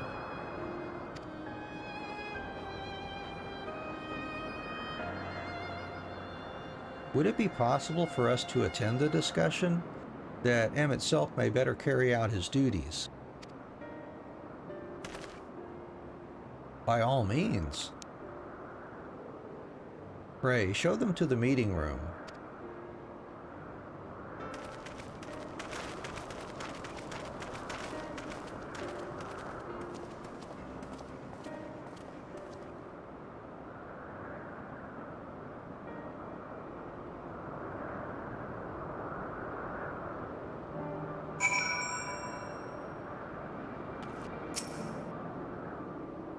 To man, other beings are just things, to be used and controlled, like magic. That's what Hermes told me once.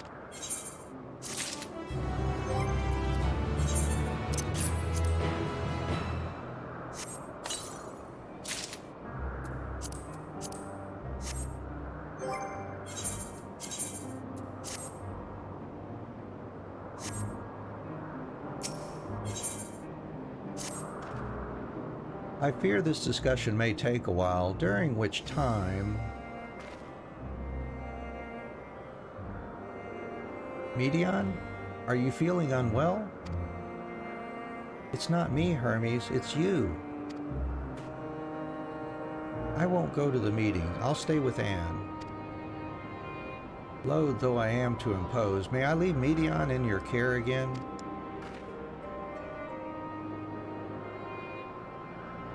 I'm in your debt, if you'll excuse me.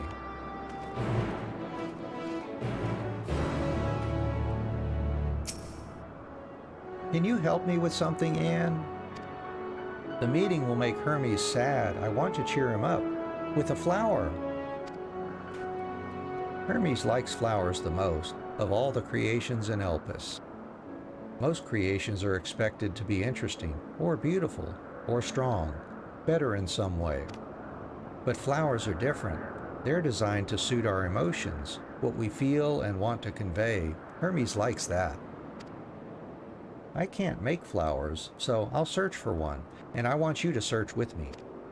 Let's start here at the 12 Wonders.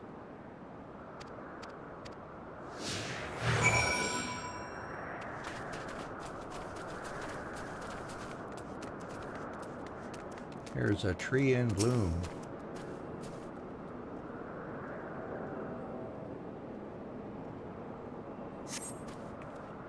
Vibrant purple flowers, bigger than your hands, adorn the tree. Ooh, so big and bright. I love them. But they might be too bright. You have to think of the recipient. That's what Hermes said.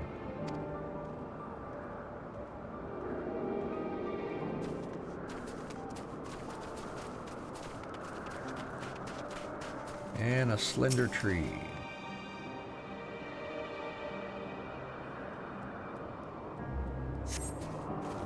A tall, slender tree rises before you. You crane your neck to look for flowers. No flowers. If there were apples, we could have covered them in syrup. Let's head outside next. Don't worry, we won't wander far.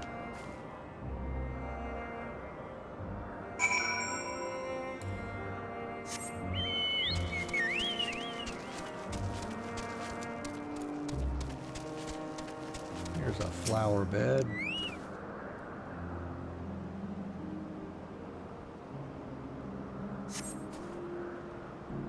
An array of beautiful flowers grows in the bed, their mix of colors forming a pattern.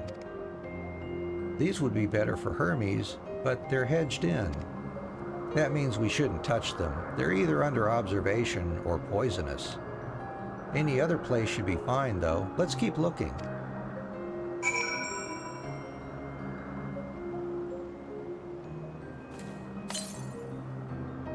Ooh, yeah, there's still one to the west somewhere over here. Right.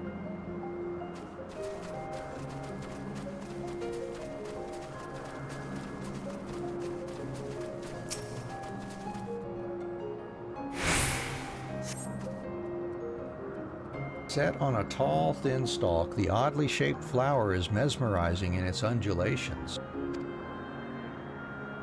Oh, a conion! A flower that can move. When Hermes wasn't looking, it shot seeds at him. Not a good gift, maybe. But you're good, Anne, at spotting flowers. We'll find something soon.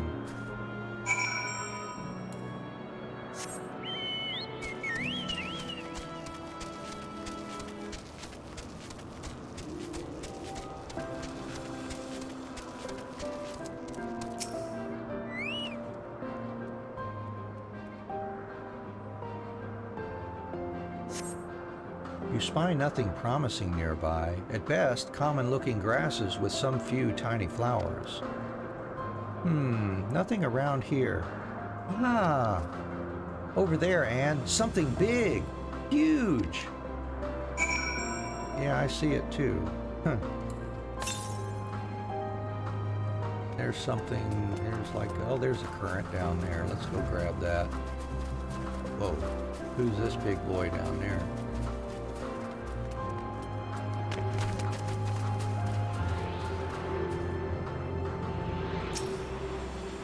Lotus or something like that.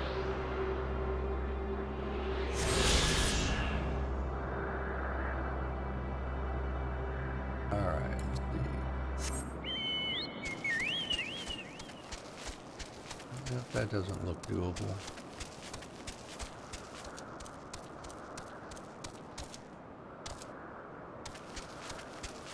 All right, we'll go around over here.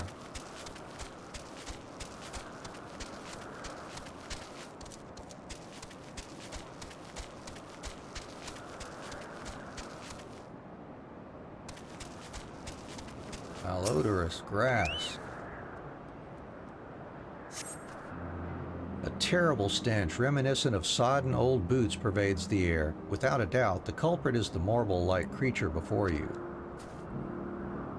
It's an Adonis! The things around its mouth look like petals, but the flowers are the orbs on its head. When Hermes inspected it, it swallowed him up. He didn't leave his room for days. What do you think, Anne? Would he like it? It's probably not the good sort of memory. So, not this one either. Finding a good flower is harder than I thought. I'm sorry, Anne, but could we search a little more? Maybe as far as the fields over there. I'll pick something after that, I promise.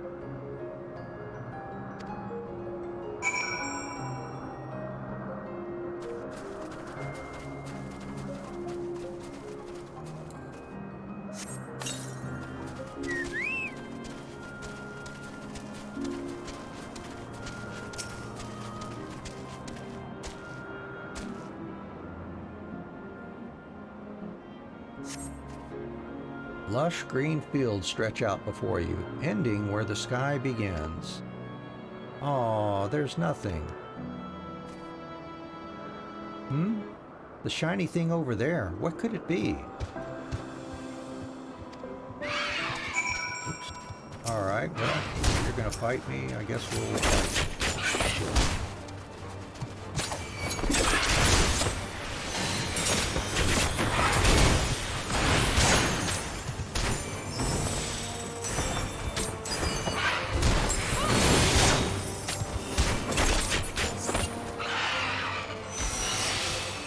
Alright. Go look at the shiny object.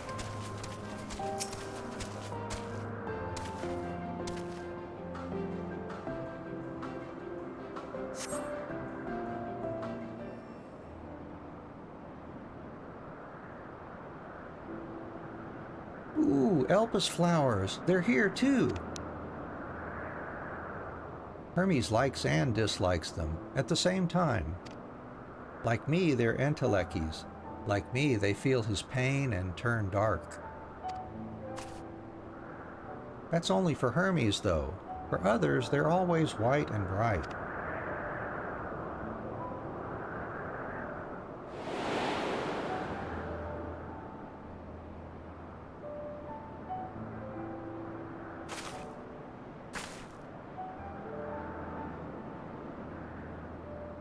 Truly, the flower was dark in your home? Then, do you have it too? A dark emotion?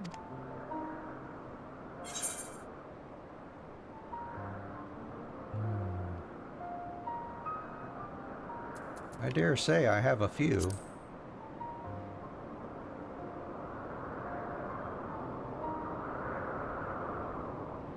You don't have to say it.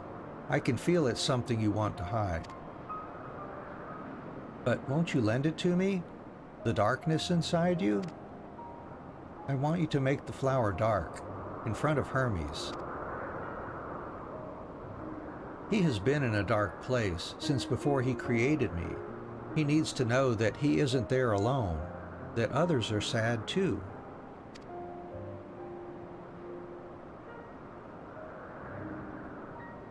Truly? You'll do it? Sure. Thank you, Anne. Thank you. It means more to me than I can say. I can't wait to see how Hermes reacts. Let's go back and fetch him.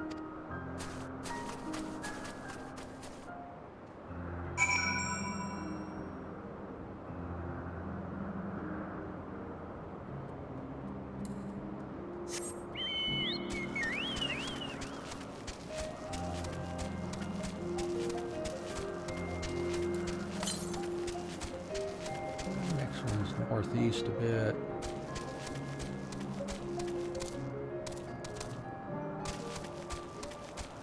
And we've got some ether current quests here, or one anyways. Let's do that before we turn this in.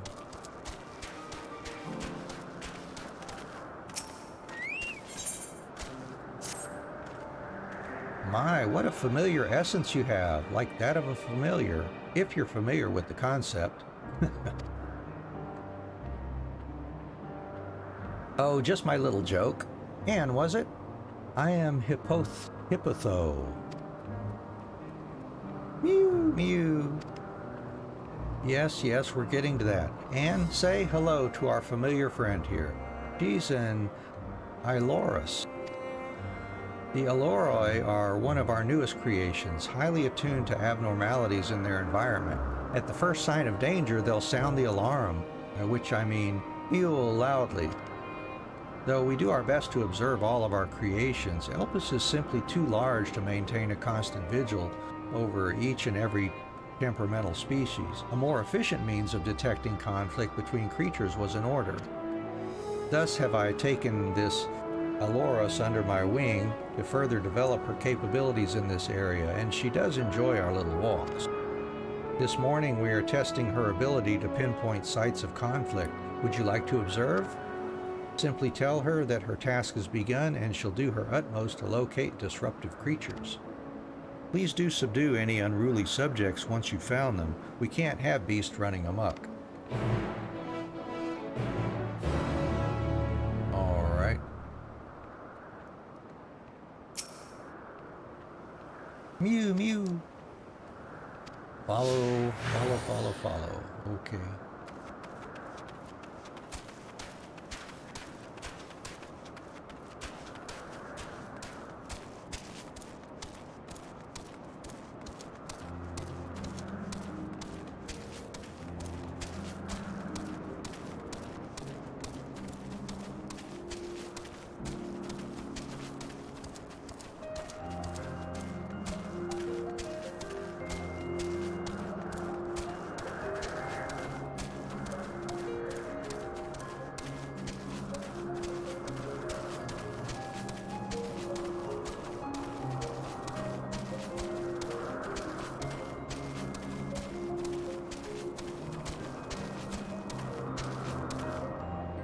Mew!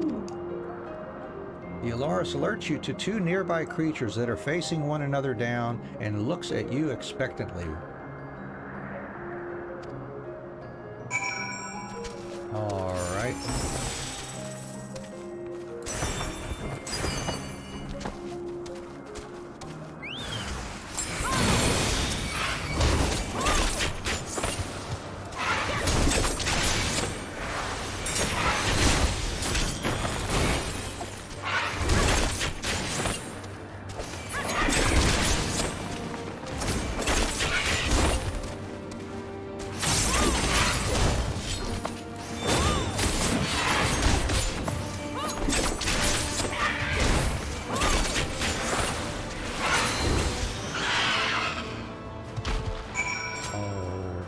Did that.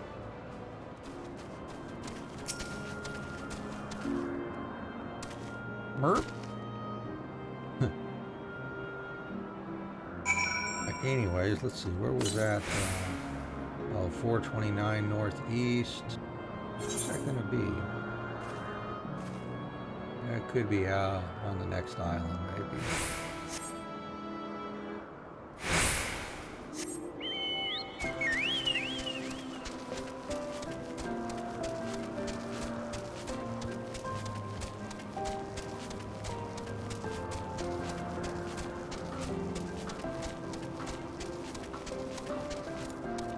Let's go take a look just to make sure.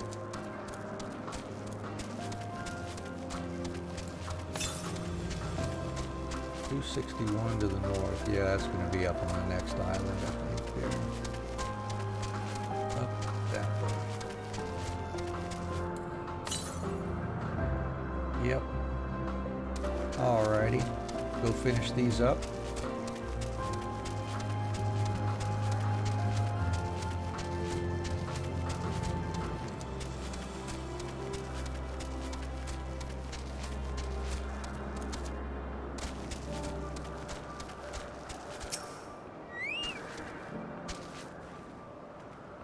She seems quite content, but in the name of science, what were the results? As I expected. Well done, little one. Magnificent creatures, the both of you. It's a shame we cannot give you a pair of tiny wings and a bell too, but it's against protocol, I'm afraid. The Ailoroi are enchanted with theirs at birth, so they are able to acclimate properly. I'm certain you have your own unique potential to rise to, however. In fact, why not join us for another phase of testing? Maybe later.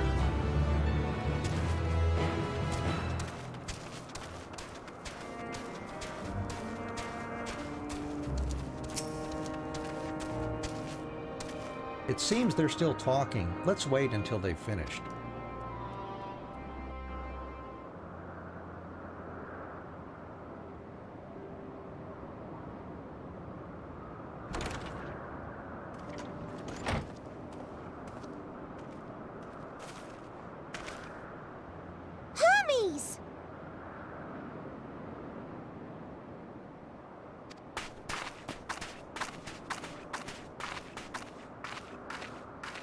Oh, you were waiting for me. You've finished talking? Yes, we've come to a decision. My thanks for keeping Meteon company. Emmett Selk and Hythlodaeus have already retired to their rooms. There is room for you too, if you would follow me.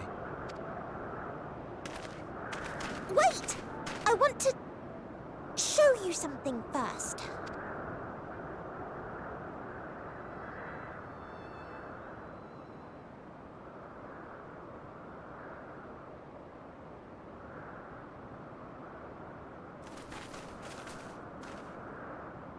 Elpis flowers?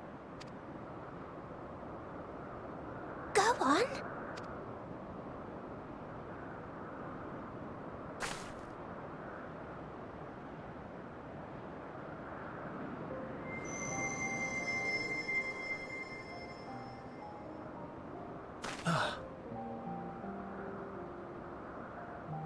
You're not the only one, Hermes.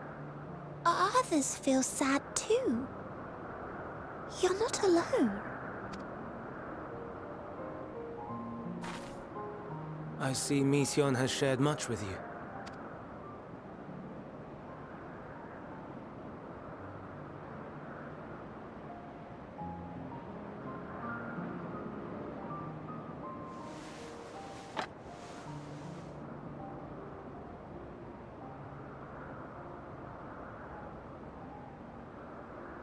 May we talk a moment?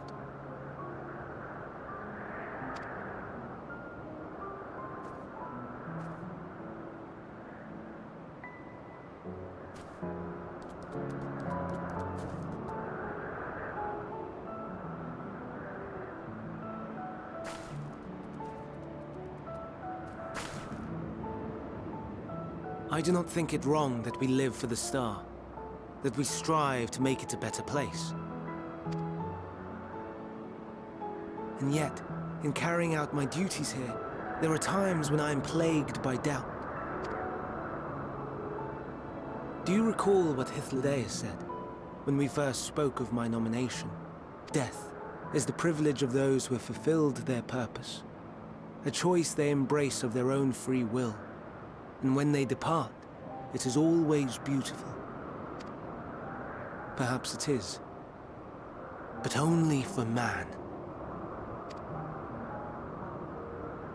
Creations that he deems useless are discarded with nary a second thought.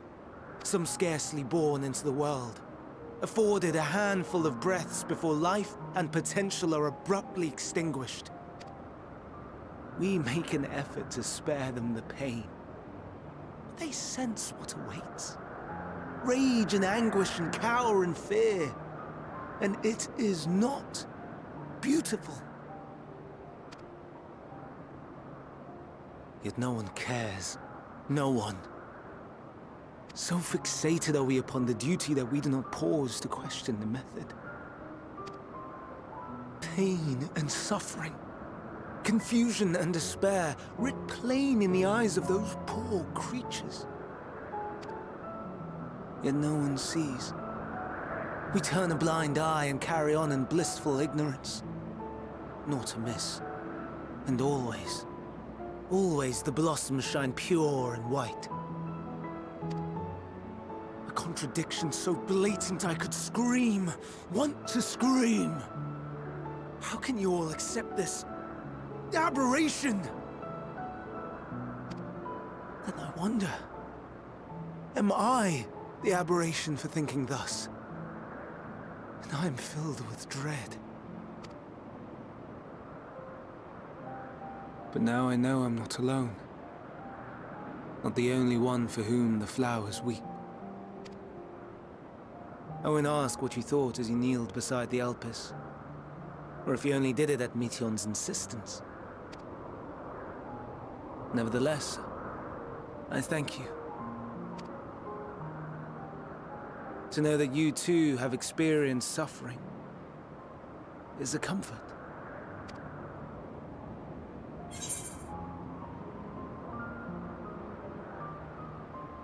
I'm glad I could be of service.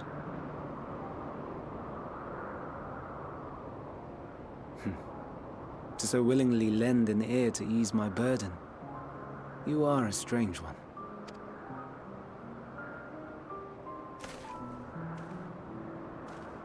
The stars in the heavens. Know you what they are? Though it is too far to tell, each glittering light could be a world not unlike Aetheris. A world filled with life. So many stars, so many lives. For us, there may be no higher purpose than to live for our world. But what of the other living beings out there? What is it that gives their lives meaning? That drives them day after day after day? To pose that question to our undiscovered cousins, I created beings of dynamis, who can traverse the vast emptiness between the stars. Meteon and her sisters. Sisters. She has a great many of them, and they have already departed on their journey, traveling to one star and then the next in search of life.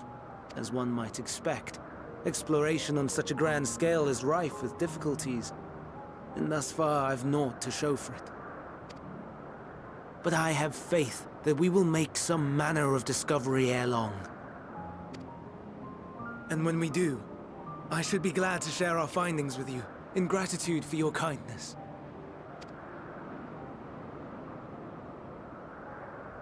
It's getting rather late. We had best find our beds. It would not do for both of us to be sleep-deprived on the morrow. Come, Meteon. Let us head back. All right.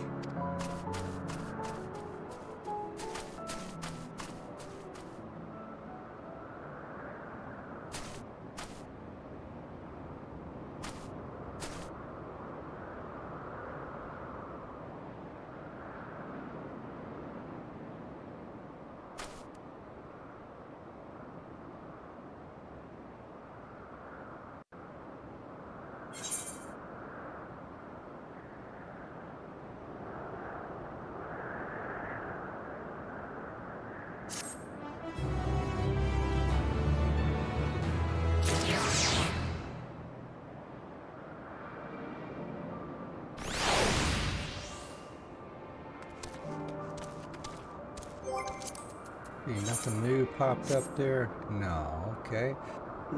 Alright, well let's see. I need to take just a short break, brief intermission here, and we'll be back in a minute or two, so hang tight.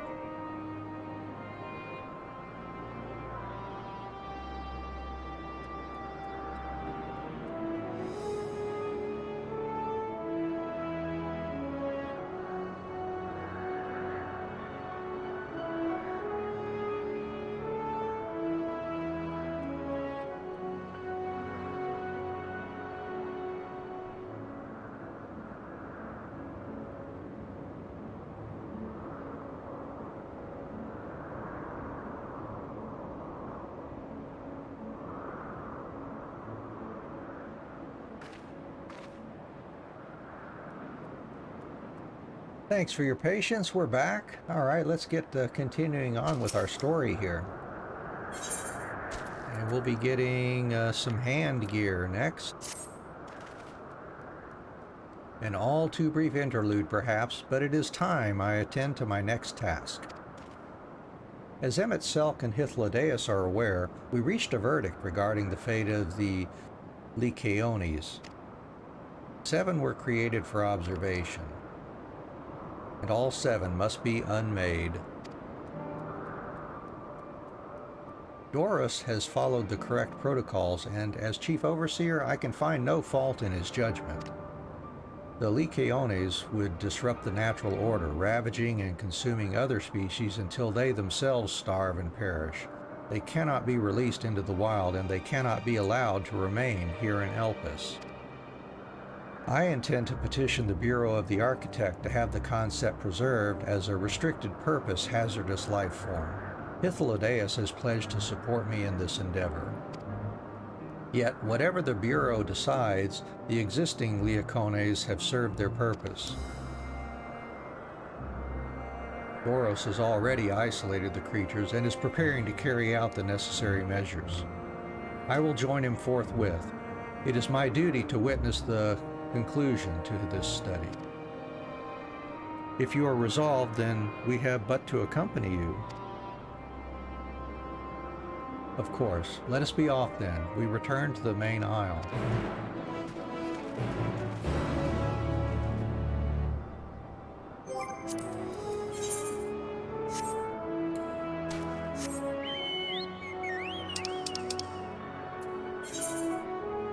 Yeah, just over the bridge, it looks like.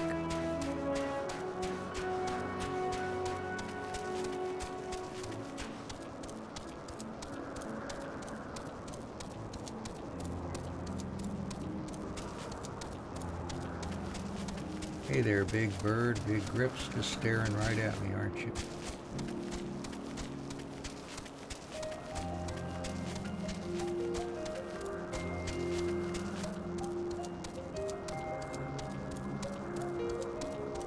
Well, that looks like a mess of something down there.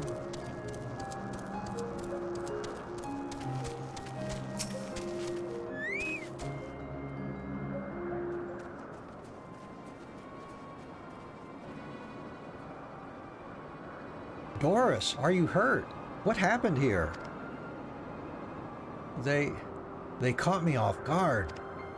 I had them bound with ethereal shackles, but they became frenzied even more so than usual and broke free. I was able to stop 4. The other 3 escaped.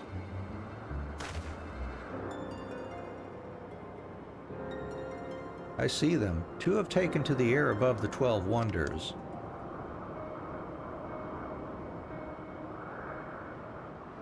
The last is up ahead, lurking in the fields. You and Anne handle that one. The pair in the sky you can leave to me. If this is how it must end, then so be it. I will render assistance to Emmett Selk, unneeded though it is.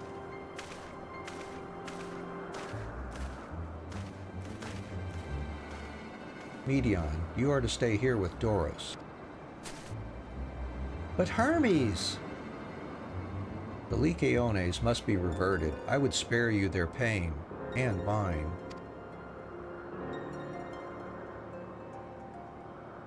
This is my burden, not yours, but if you are intent on helping, then please, follow my lead.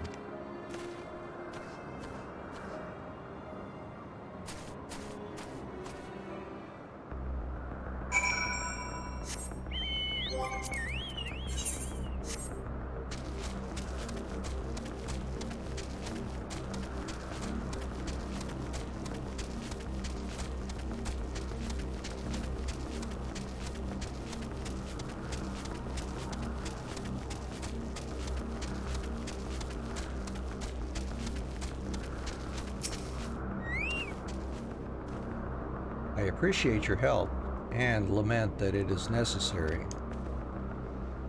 There it is, our quarry, within striking distance at present, but if it feels threatened, it may well flee beyond our reach. Here's my plan. You will approach slowly in full view and draw the Lycaon's attention. Now I warn you, its abilities are as fiery as its temperament. Once it spots you, it will unleash orbs of flame. But fear not. By my measure, you are more than equal to the task. Withstand the onslaught for a few brief moments, and that will give me time to catch it unawares. Ready? Then let us begin. And it's a big purple glowy circle.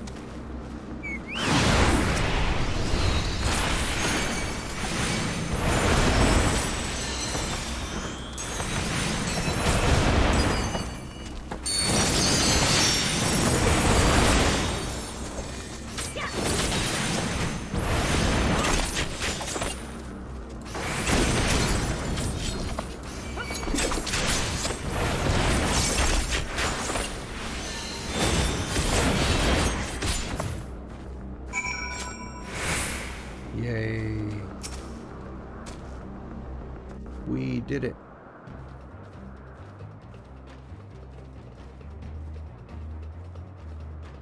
Now.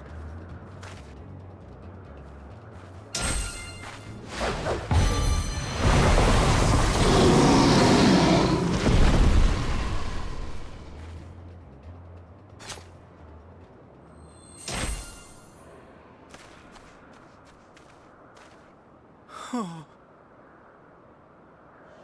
Forgive me. Please, forgive me. May you and your kin find peace. Wherever your souls may drift in the underworld, may you find tranquil seas.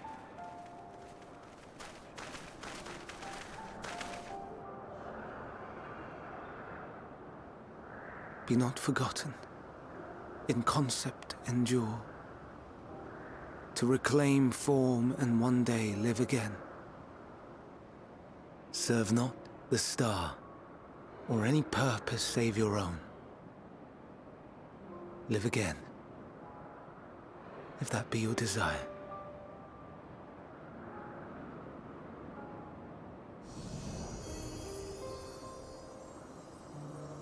Hate, if that be your want. We are worthy. But leave your suffering behind. Lay down your burdens, be born anew. Fly high. Fly free.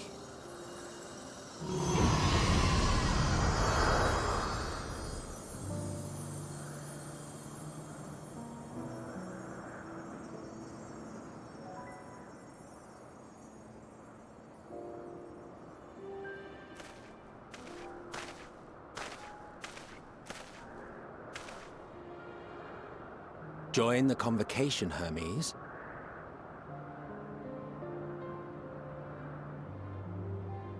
You do not belong here. Leave to replace another. To be replaced. It changes nothing. Tell me, do you think it right that we sacrifice all these lives for the sake of the star? And when the star has reached perfection, what then? If all who are satisfied choose to die, shall we all die in satisfaction?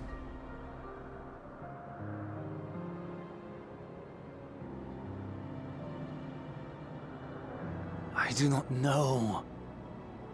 Were I to take up the seat of Van Daniel, it would be tantamount to approving my predecessor's death. I do not know if it is right. And to be torn by such thoughts. I do not know if I am fit to represent mankind. Hermes! Please don't be angry. It hurts so.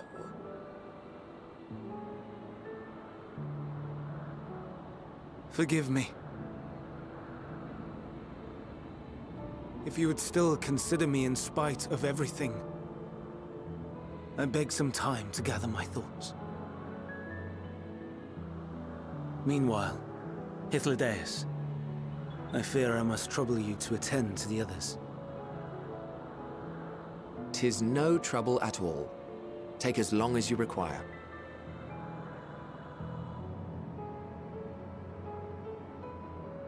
And you, my friend, I pray you find that which you seek.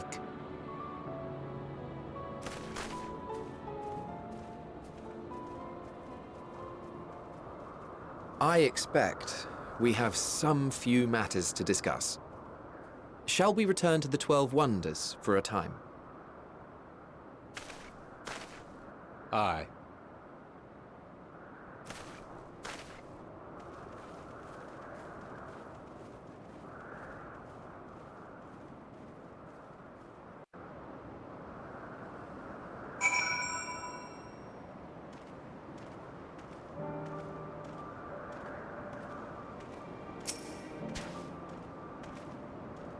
The other Lycaones have been taken care of. The incident is resolved and life in Elpis continues as normal, or ends, as the case may be. Rationally speaking, I understand Hermes' argument. No matter how well deserved the rest, there is a pang of sadness when a colleague leaves us. Yet never has a departure caused me such grief as Hermes appears to feel. What must it be like to experience such torment?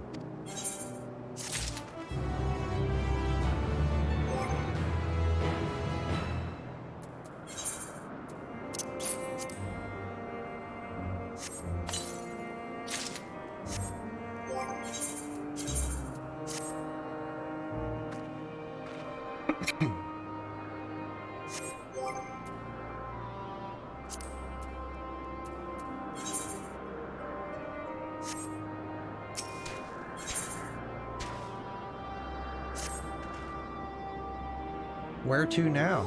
If there is anywhere you would like to visit before we leave, I should be glad to show you the way. Hermes has not yet outright refused his position with the convocation, merely postponed the decision. As such, I may as well resume my assessment. If we cannot accompany him, then I will content myself with questioning his colleagues. Ever the pragmatist. Then allow me to remain your humble guide. And what of you, Anne? Will you continue along with us?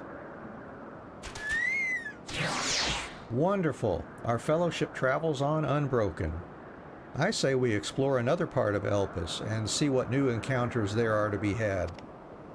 If you would follow me, we will first head back towards Anagnoresis.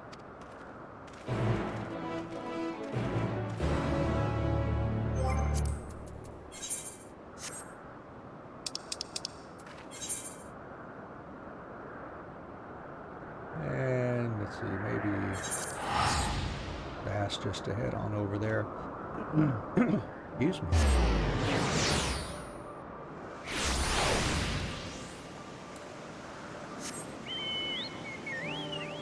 Excuse me just a second here.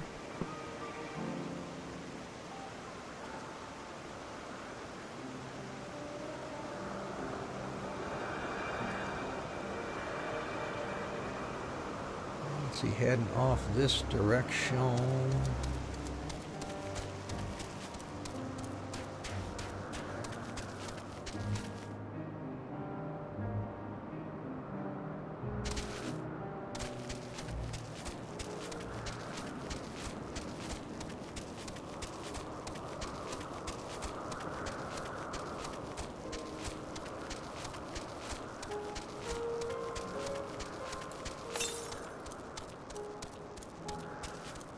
Northwest. Yeah, I guess that's up on that next area.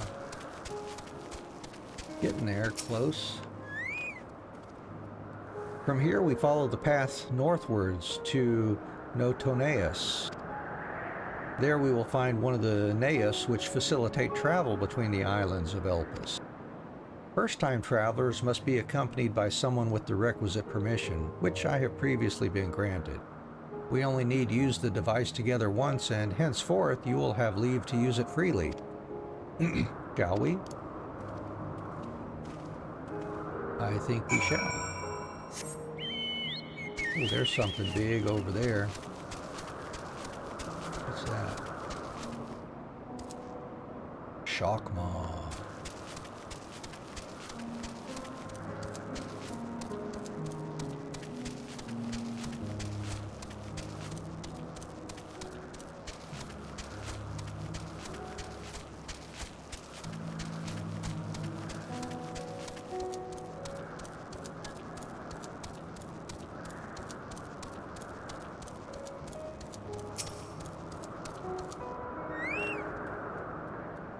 Here we are, Notoneus. This Neus will take us to Kalomelios Zephyros, the western island.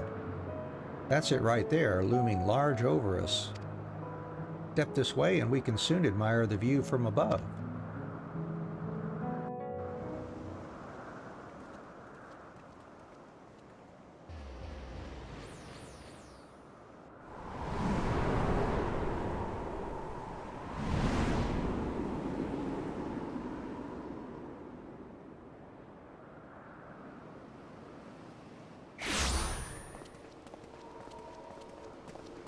I present to you Calamelios Zephyros.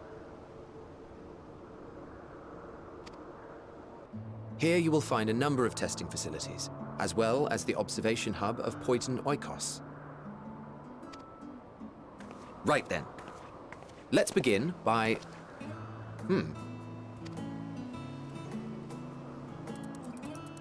Well, well. An Arrhaeus. How delightful.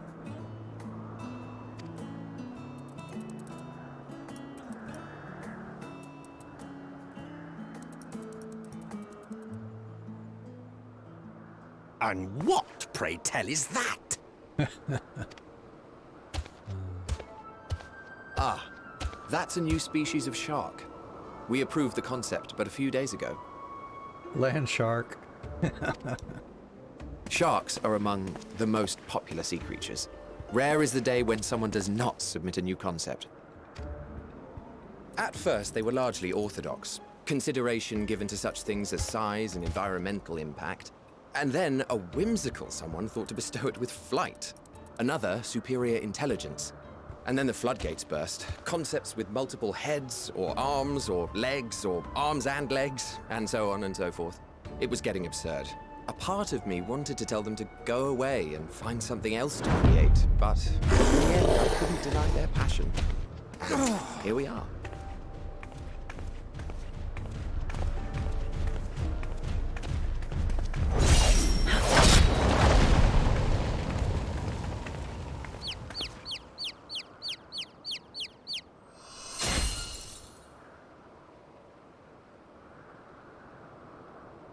That was too close. Are you unharmed? Well now, if it isn't a pair of familiar faces. Banar, that we should meet you here.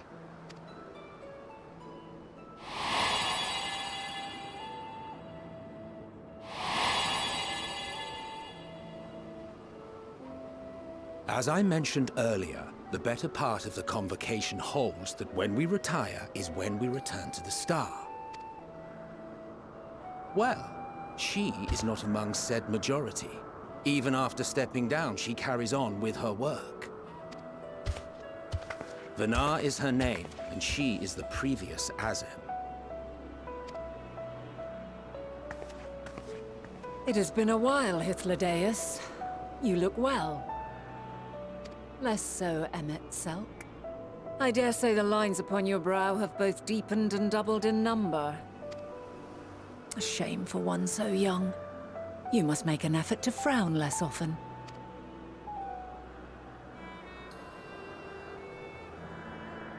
Easier said than done, thanks to your unruly successor.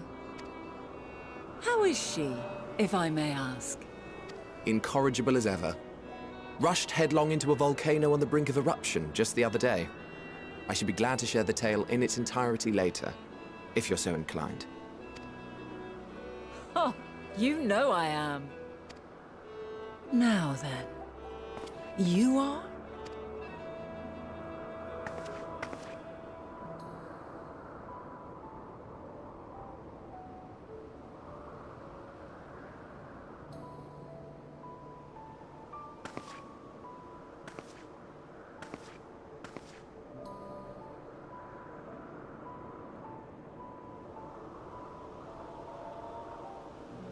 I say, have you perchance come from the future? Bingo.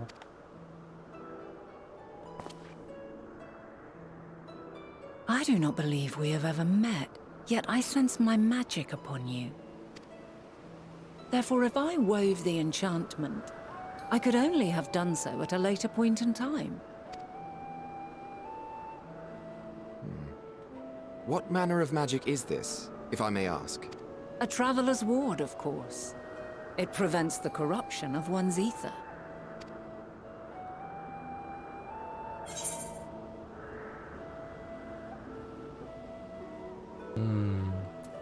Does it protect you from the enthrallment of primals by any chance?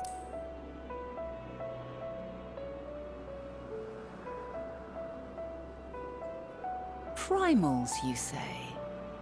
But I'm not familiar with such beings. But if they enthrall by warping the balance of ether, then yes, the magic would afford you a measure of protection. I gather from your question that you are not ignorant to its presence. Hold on. From the future? That's absurd.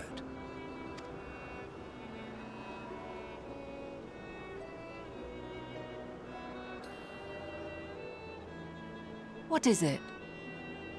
Are you unable to speak of the matter? I might say that. The reality to which you must return exists as a result of the final days.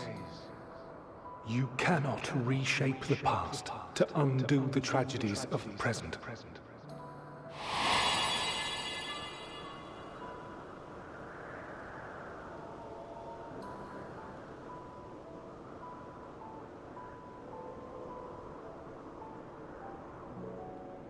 So, your actions here will not change your history, but they may yet affect the course of ours. How very exciting! I'm quite fond of delving into the unknown, and there's naught more unknown than the future. Until a moment finally arrives, we cannot know for certain what will come to pass, regardless of our supposed foreknowledge, so you needn't worry for us. More importantly, that you should go to such great lengths as to travel unto the past bespeaks the gravity of your quest. Will you not reveal it to us? Mayhap we can be of aid to your cause.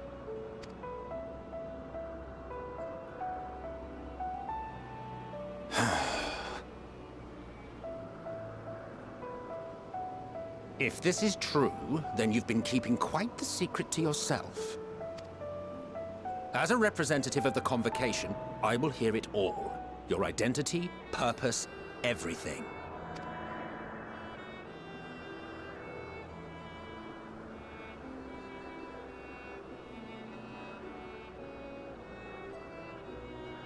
Why don't we move to a place more conducive to calm conversation?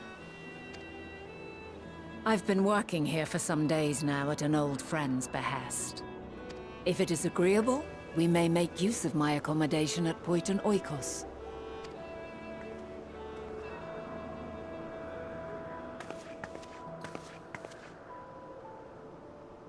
We were meant to meet. I am certain of it. Else I wouldn't have marked you so clearly, and sent you unto myself in the past. It's precisely the sort of mischief I would get up to. And quite inspired, if I do say so myself.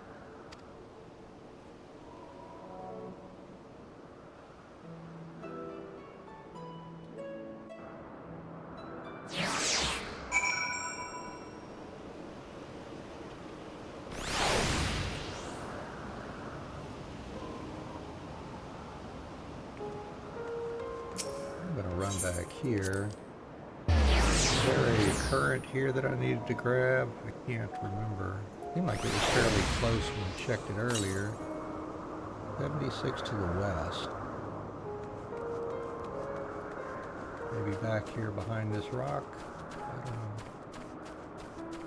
know. No, it must be up there on the platform then, I guess. Alrighty.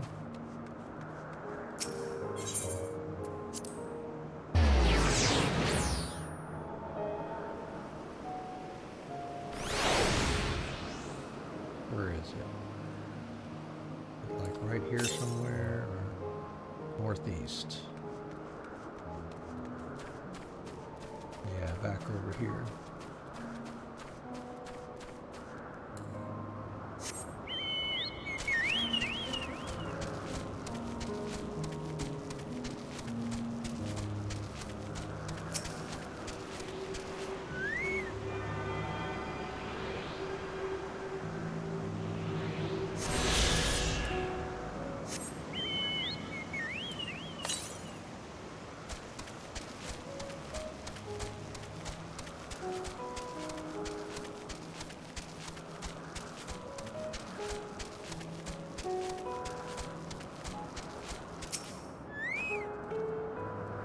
My apologies, but before we move along, a colleague has tasked me with a matter which I'd rather not leave unresolved.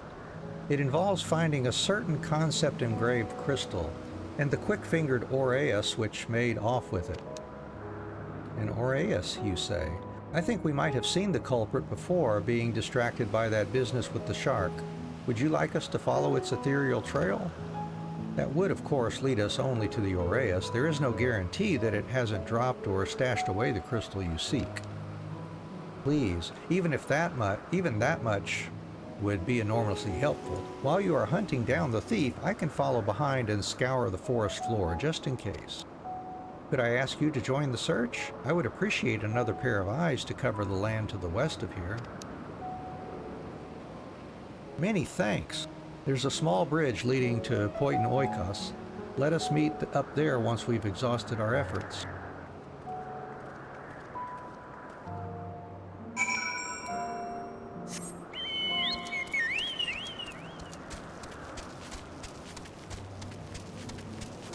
Hello, big thing.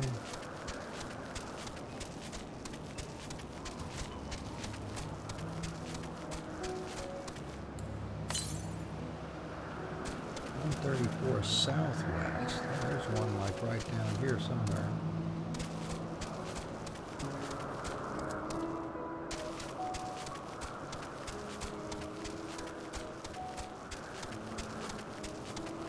There it is.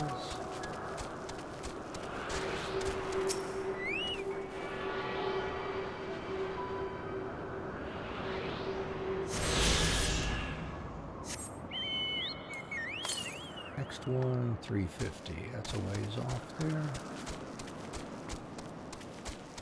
Ah, I see something peeking out here. Here's the concept crystal.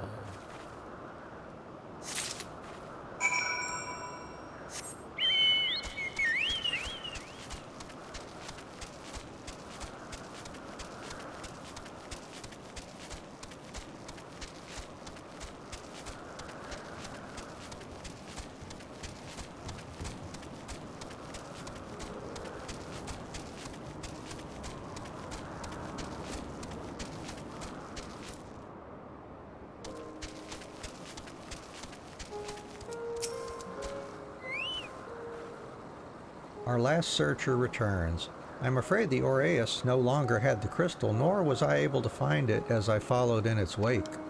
I don't suppose you fared any better. But of course, I'm an adventurer.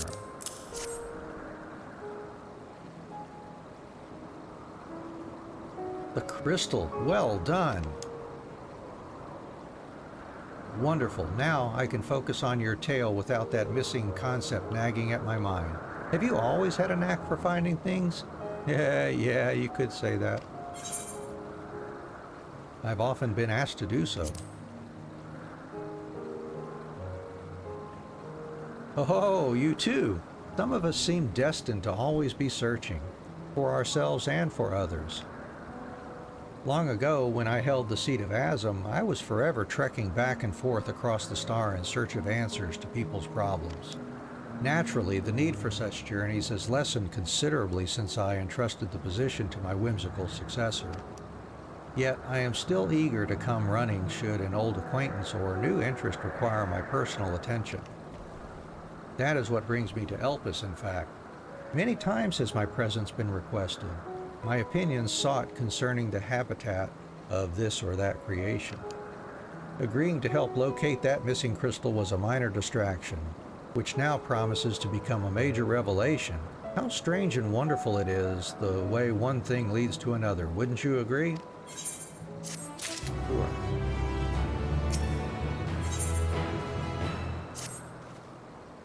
Thank you again for your timely help. Now then, 'tis time I returned this stolen property. If you would go on ahead to my accommodation, I will join you as soon as I have attended to that task. Follow the path straight ahead to the building at the top of the slope. I have the entire place to myself, so we can speak without fear of being disturbed or overheard.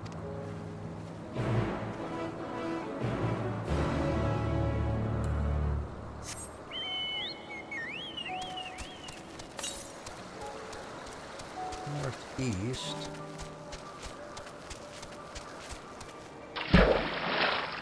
Thank you, thank you. Thank you for the hydrate. Appreciate that. Let's get some water here while we have some time.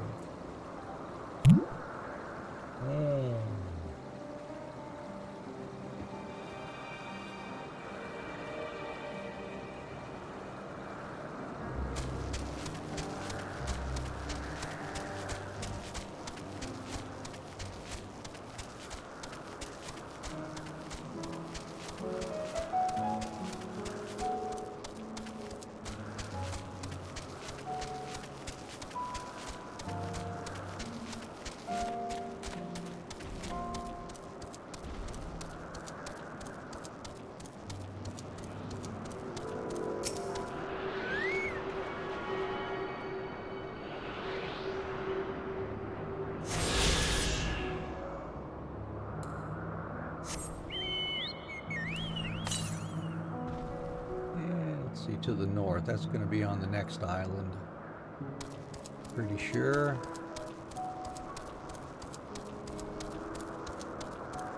Anyways, back down the path here, and let's make sure we grab this etherite before we forget that.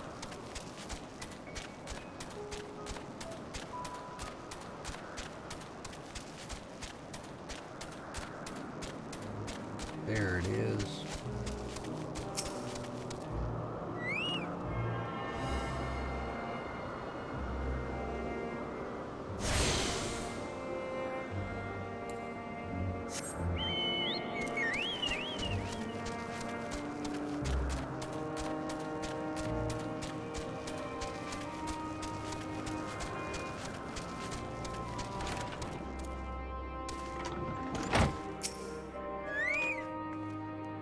Welcome to my temporary abode. Please make yourself at home while I put on some tea.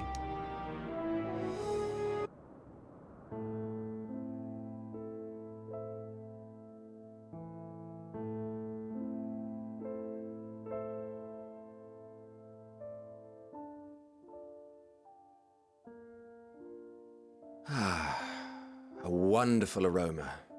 I feel more relaxed already. Would that I had sweetmeats to offer, but I travel light out of habit. There's plenty of hot water though, so please have as much tea as you like. Now then, will you tell us your tale?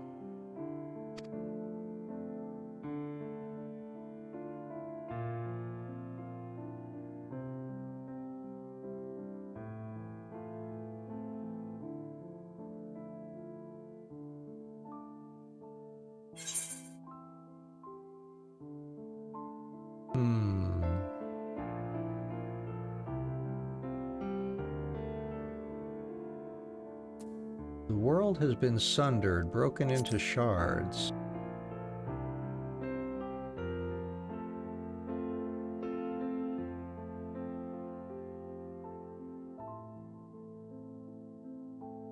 Why don't you start from the beginning?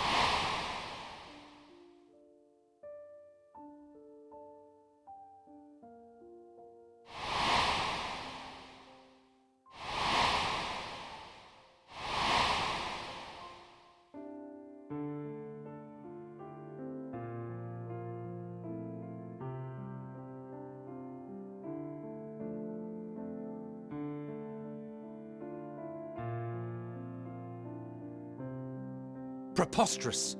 Utterly preposterous. while not the words I would have chosen, I too have my doubts. Much of it borders on the incredulous. What of you, Vanar?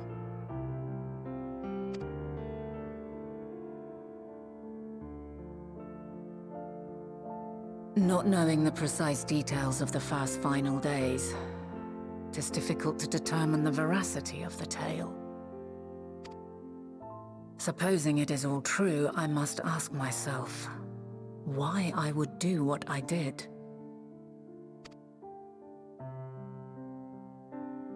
Why would I feel I had no recourse but to oppose the 14 and create this Hydaelyn?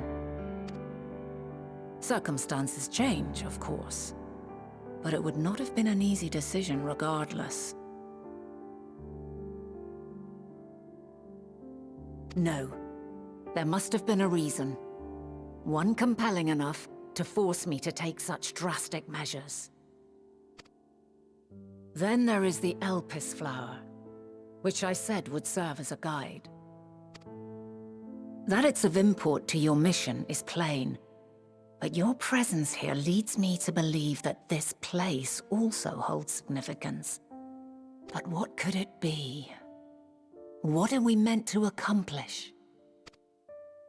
Might it not be simply thus?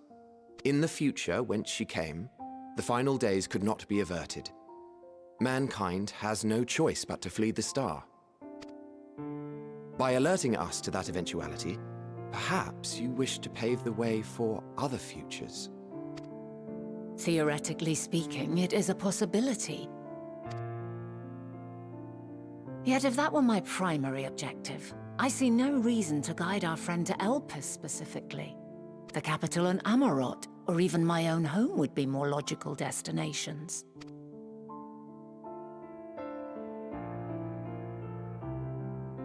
True. I note also that Hydaelyn did not specify a point in time to which she must return.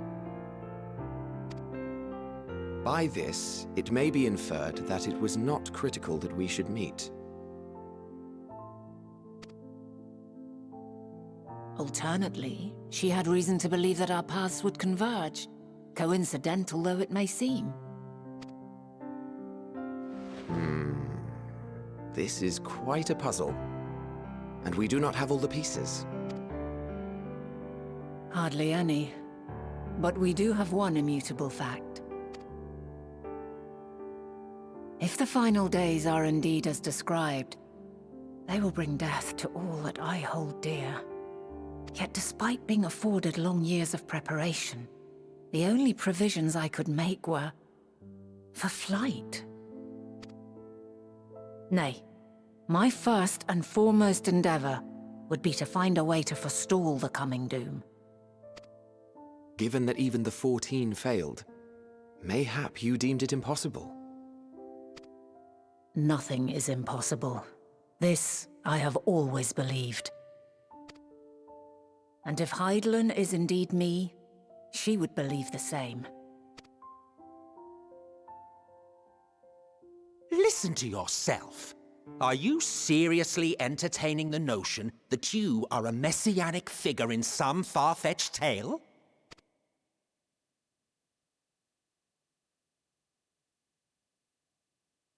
Well, I will not. I refuse to accept that our world could be undone by some unforeseen calamity. I also take offense to my portrayal as a megalomaniacal madman. To sacrifice oneself for the star is a noble act, and I would hold those who gave themselves to this zodiac in the highest esteem. Yet, you claim I recreated Amarot and populated it with phantoms of our people? A bizarre indulgence that would be insulting to their memory.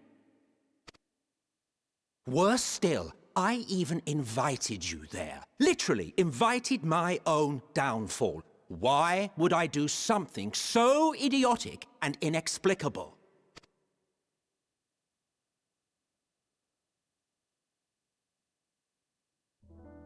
Now, I will allow that the hypothetical task of restoring our world would be daunting in the extreme. The thought of having to bear such a burden for 1,000 lives horrifies me. But I would never forsake my duty. I would never forsake my brethren.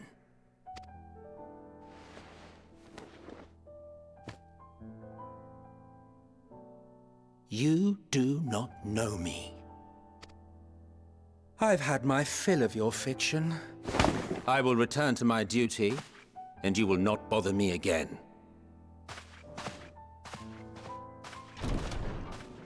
Emmett Selk! Wait!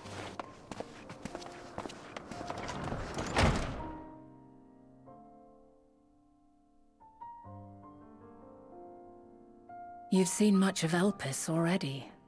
If you have any observations to share, I should like to hear them.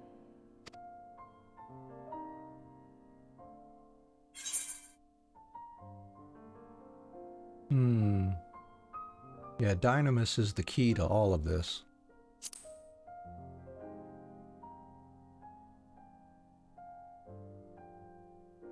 Ah yes, the energy distinct from ether. Though not my field, I have a basic understanding of Dynamis. And you say Hermes researched the phenomenon in the course of creating Meteon? Yes, I believe this warrants further investigation. With that settled, it is time for action. The missing pieces of the puzzle are here, I'm certain of it. And when you find them, the picture my future self has painted will be complete, and you will have your answer. And suffice it to say, I will aid you in your quest.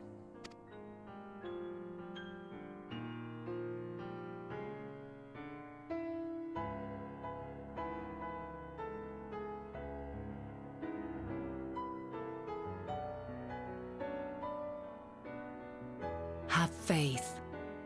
If Emmett Selk is the man Azum described to me, we've not seen the last of him.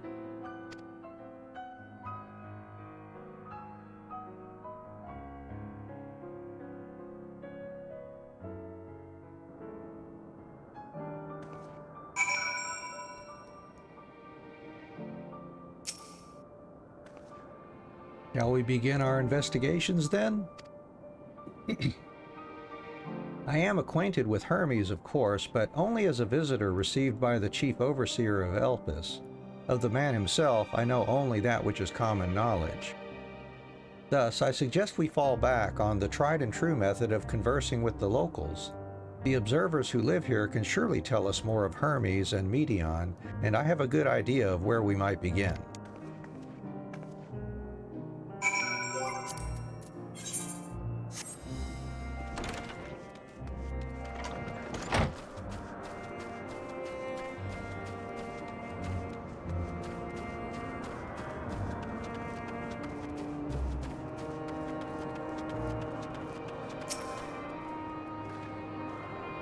See you the woman standing in front of yonder building? Her name is Ismene. She is the one who made arrangements for my stay in Elpis, and from what I recall, she has held her position here for quite some time. Chances are she can provide us with some insights. Go and ask your questions. I will help with drawing out answers if need be, but I leave the choice of topic up to you. This yonder building, I guess. There we go. Questions for me? Well, I suppose I have no other pressing duties at the moment. And we can't skip these, so let's go ahead and begin asking questions.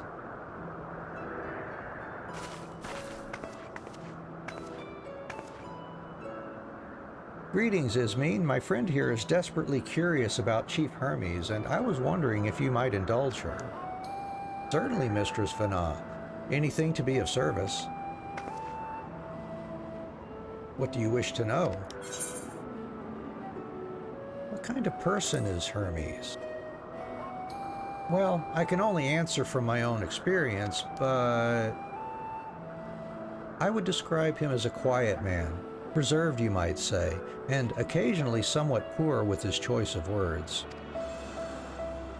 His reticent nature, however, does not prevent him from carrying out his duties as chief overseer. The man is a walking archive when it comes to life forms. He can discuss any species in incredible detail and is the leading authority on concepts with the power of flight. I hope that answers your question. Was there anything else? Do you know of Median's abilities? It's no secret that she is a highly unusual familiar. Of late, the chief often makes his rounds with her, like a mother hen raising her chick. I understand that she is able to read emotions and communicate directly with one's mind. Exactly how she was created with that talent, however, is a mystery to me. My apologies. I wish I could explain her nature in more depth, but I've not had occasion to discuss it with Chief Hermes. Do you wish you knew him better? The chief may not be the most gregarious individual, but he engages with us as is necessary for everyone to perform their duties. I wouldn't want to intrude upon his privacy for the sake of curiosity. Though if you wish to learn more about Medion, you could try speaking with Timaeus, another expert in the creation of flying concepts. He should be conducting his observations on the banks of the stream, somewhere to the east. Oh, and unless you take a particular joy in rambling discourse, I suggest you keep your questions concise. We shall keep that in mind. Thank you for your patience and your insight. Think nothing of it. If there is aught else you need during your stay, please do not hesitate to ask. Come, Anne, I think we've taken enough of Ismin's time.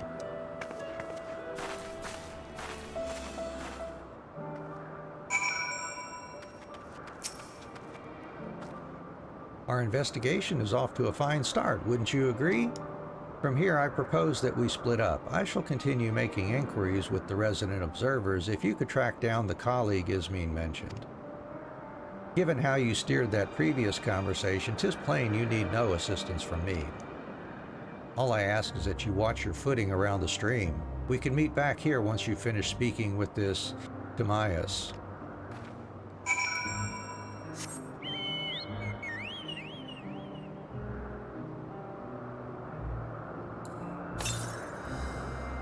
Ooh, 181 to the west.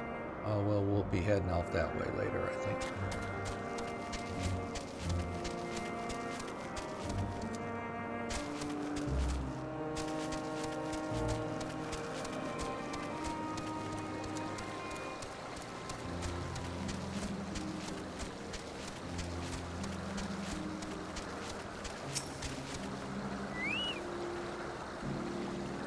Yes, I am Timaeus, but please keep your voice down. You'll startle the birds. And we need to ask some questions.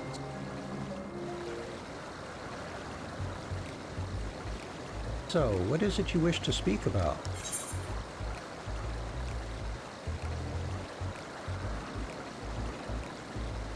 Is it true you're an expert on flying creations? A fellow enthusiast, are you? Well, settle in and we can discuss the finer points of this fascinating craft. My deep and abiding love of avian artistry can be traced back to when I was but a young boy, stricken by the transcendent beauty of a glorious golden-feathered creature my father had designed. It was then and there that I vowed to one day surpass that masterpiece.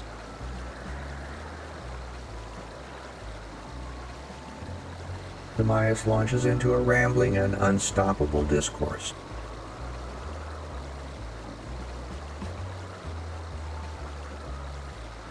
And thus did I secure an observer's role here in Elpis, and at last realize my childhood ambition. Here, the dreams I once dreamed are an everyday reality in which I find fulfillment through the research and creation of new flying life forms. An abridged recounting of events, as was doubtless to your disappointment. Is there any specific part you would like me to expound upon? So that was abridged, huh? You were hoping for my opinion on Chief Hermes' creations, then why didn't you say so? Those beings which soar through the clouds, majestic and graceful, are ever a favorite of creators. Even now, with so many varieties in existence, the flood of newly imagined concepts continues unabated. What sets the Chief's creations apart, however, is how they benefit from his boundless knowledge of the celestial realm. Birds that climb so high that they disappear from view, others which traverse the boundless sky in moments, and all without riding the currents.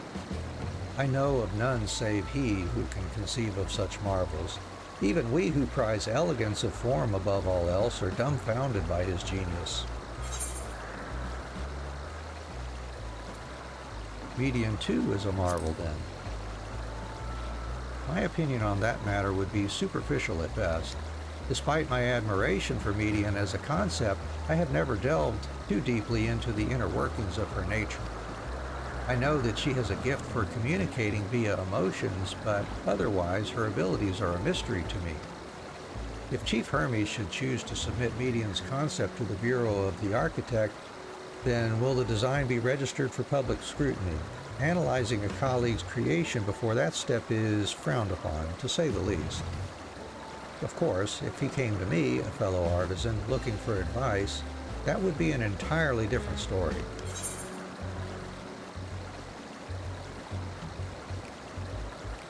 Do you know of Dynamis and Entelechies? Dynamis and Entelechies. Those terms do sound vaguely familiar. Was there not a flower made here in Elpis which exhibited properties of one or the other? It must have been centuries since I last heard anyone speaking of such things. Has there been a resurgence in interest? Then why bring up the subject? I'm flattered that you sought my insight, but I cannot afford to neglect my duties for the sake of idle chatter. Now, I really must return to my observations. Surely you have your own tasks to attend to. Yep, surely I must.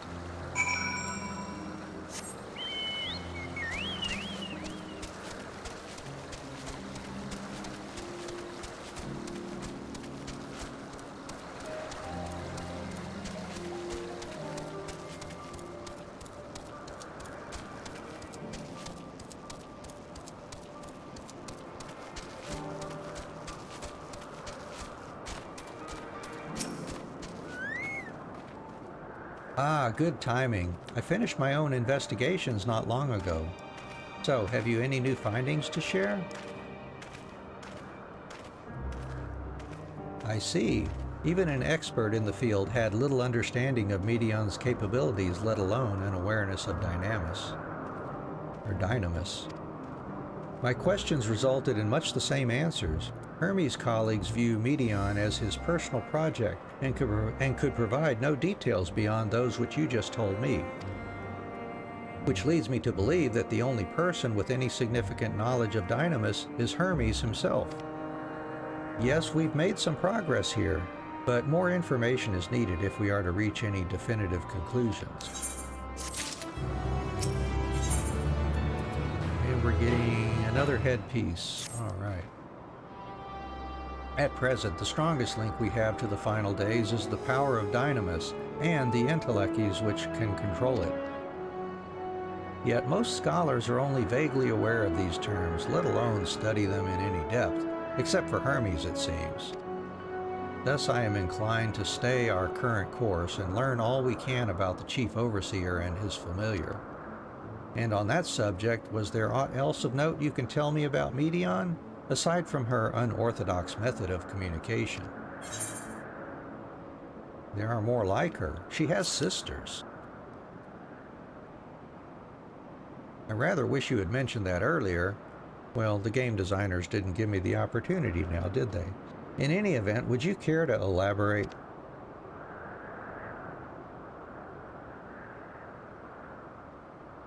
So, these siblings of hers now travel the great expanse in search of deeper meaning.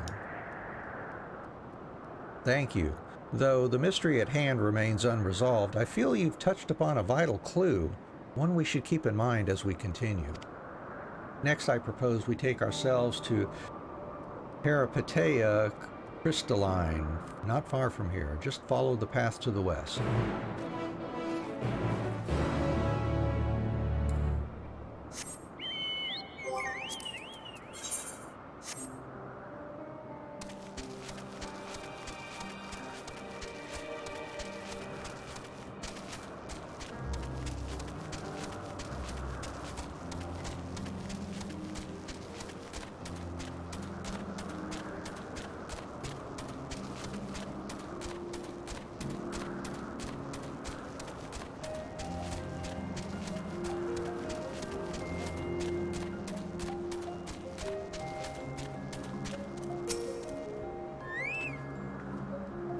This tower and the one further along are both part of Peripateia Crystalline, the facility where they archive all of Elpis's observational and testing records. Despite how they appear from the outside, the interior is actually a vast area of magically interconnected spaces, which, while fascinating, is not the reason we are here, is it? I shall cut my architectural lesson short and see what those two archivists have to share. If you could find someone to speak with over at the other tower, I shall join you there anon.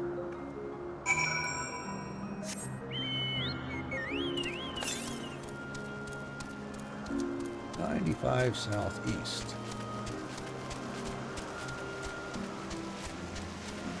There it is.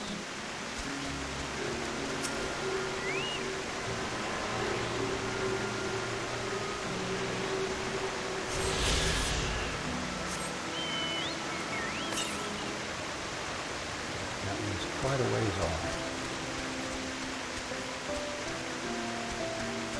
And let's see, what can we do here?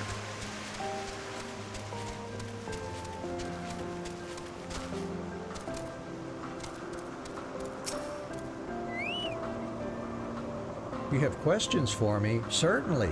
Just a moment while I conclude my current appointment.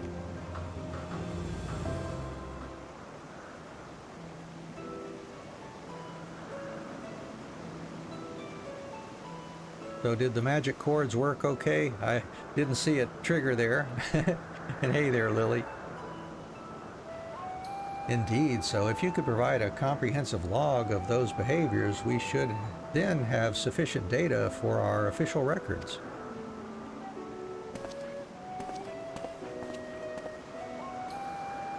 Now, what was it you wished to speak with me about?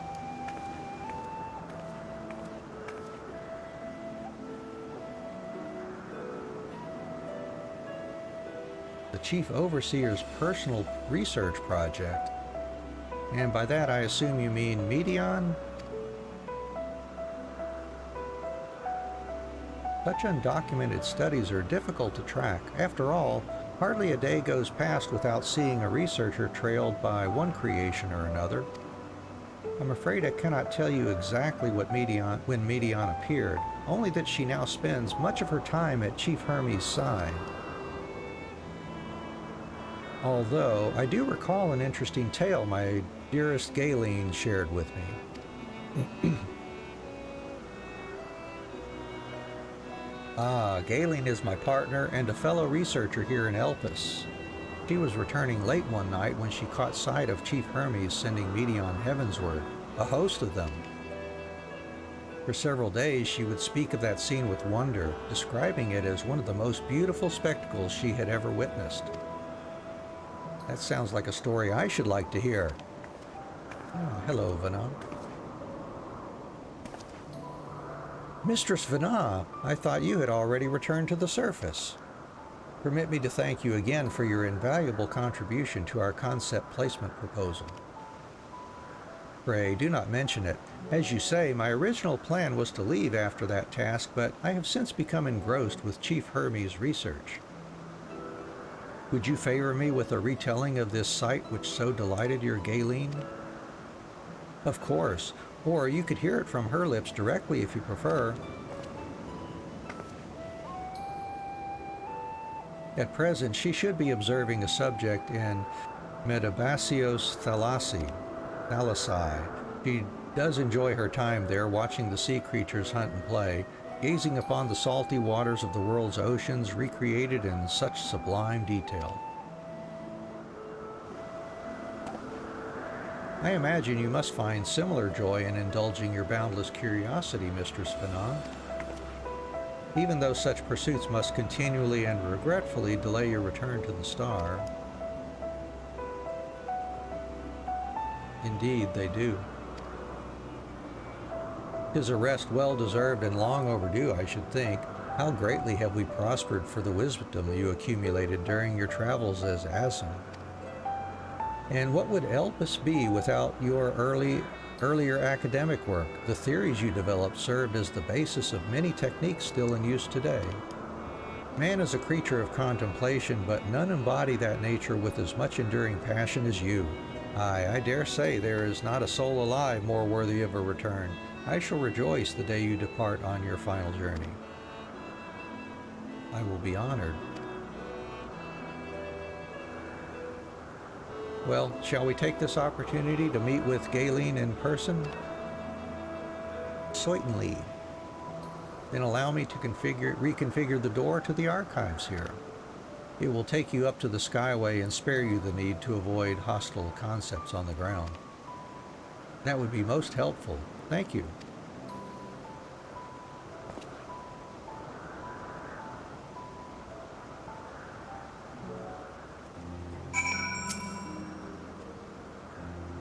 I have opened the path to the Skyway.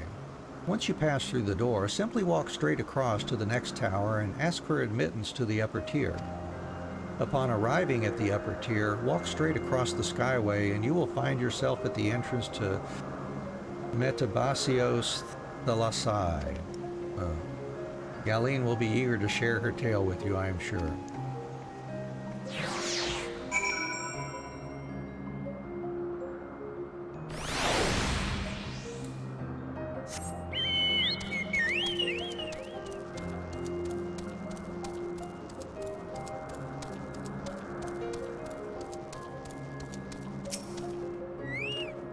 Hello, approachable archivist.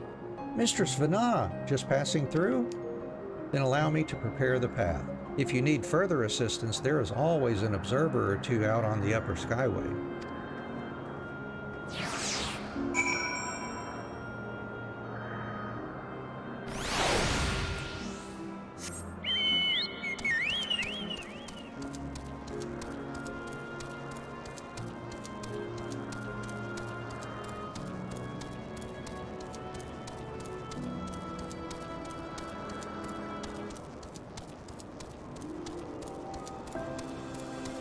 Unhurried observer. Mistress Vana, I was not told to expect. We would have prepared an official welcome. Please, there is no need for fanfare. I only wish to speak with Galen, if that might be arranged. Yes, Galen, of course. I will inform her immediately. But she may be engaged in a testing phase. You could be in for something of a wait. Did I let her know your business is urgent? That won't be necessary. This lovely view will keep us occupied until she is ready to receive us.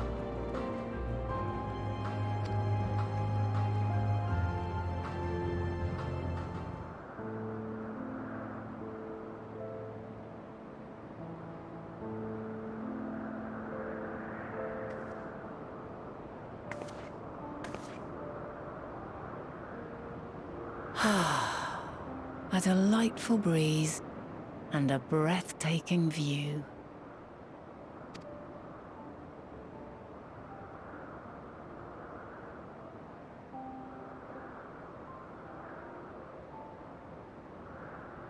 What is it like in the future?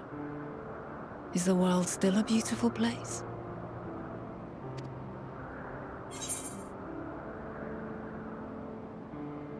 It's more beautiful here.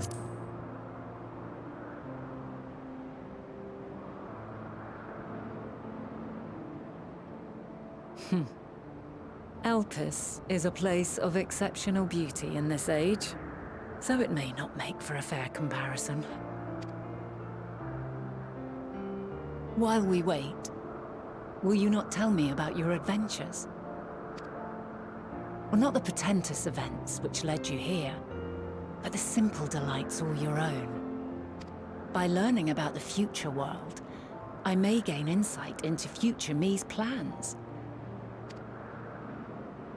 But more than that, I have an interest simply as a fellow traveler. Short of going somewhere oneself, there's naught more stirring than hearing another's account.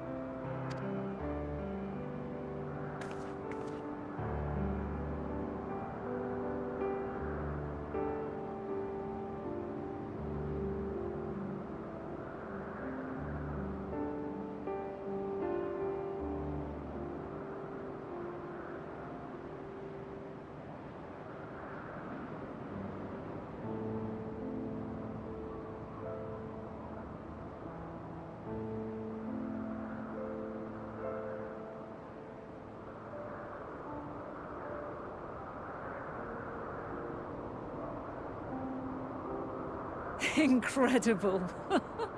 Would that I could have been there to see it.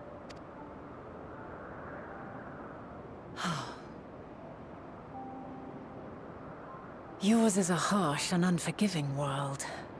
Yet in spite of this, your brethren hold fast to their virtue. To know that the light of mankind's potential still shines, even in that faraway place, it gives me heart.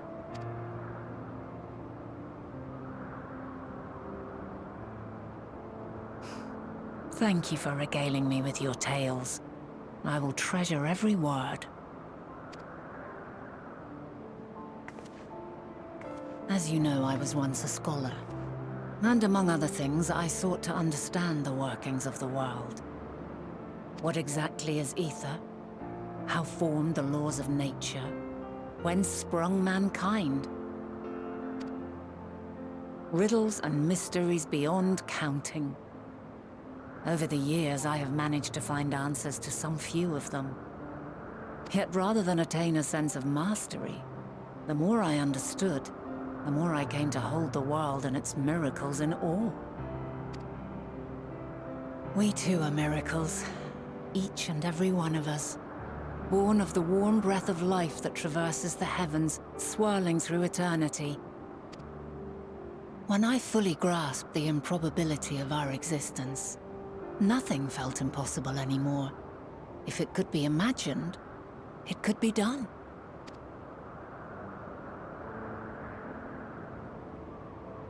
A passion swelled within me, an epiphany dispelling all preconceptions of what was natural and true, and a presence without, immense yet intimate, fate perhaps, holding us in its tender embrace. As reassuring as it was intimidating, how keenly aware I became of creation's fragility, built as it is upon precarious happenstance. I was overcome with an irrepressible urge to know the world more intimately, to hear its voice, feel its breath. I ventured forth on a journey that very day, so very long ago now. Freed from presumption and prejudice, I saw the world through a newborn's eyes. Everything fresh and new, and so beautiful. Lands that stretched on forever. Skies one could drown in. The heartbeat of nature, silent yet strong. And amidst it all a people, beacons of light and life. Laughter that warmed my heart like naught else before. They are my meaning, and my purpose, my love. And so long as they need help, I cannot return to the star. Perhaps my future self is still waiting for it. A moment she can let go and walk unto the end. Safe in the knowledge that man will find his own way.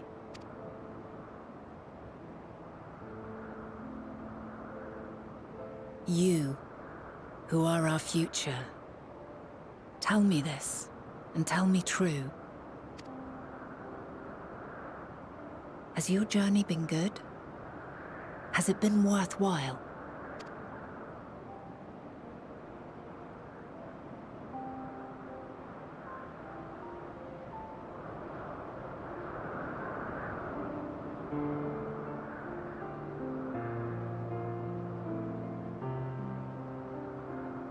Pray forgive my lateness.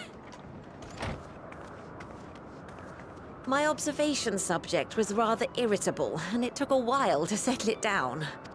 No need to apologize. Your work takes precedence. Besides, we had a pleasant conversation in the meantime. You're too kind.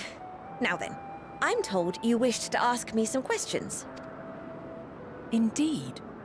I've an interest in one of Hermes' creations. Meteon. You witnessed a host of them take flight, yes? Oh, that! Yes, yes, I did.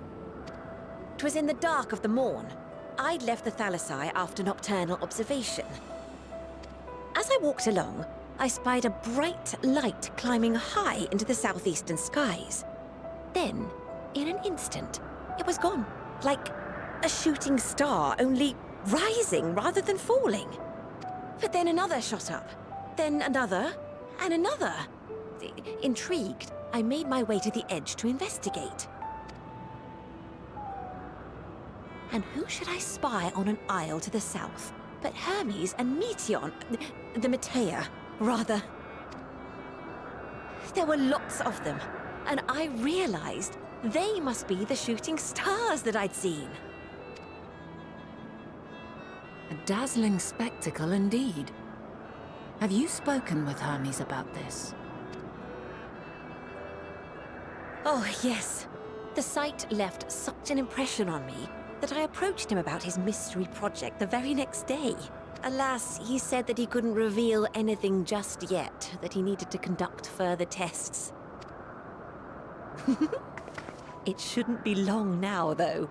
He often returns to that isle, and I have a feeling he's nearing a breakthrough.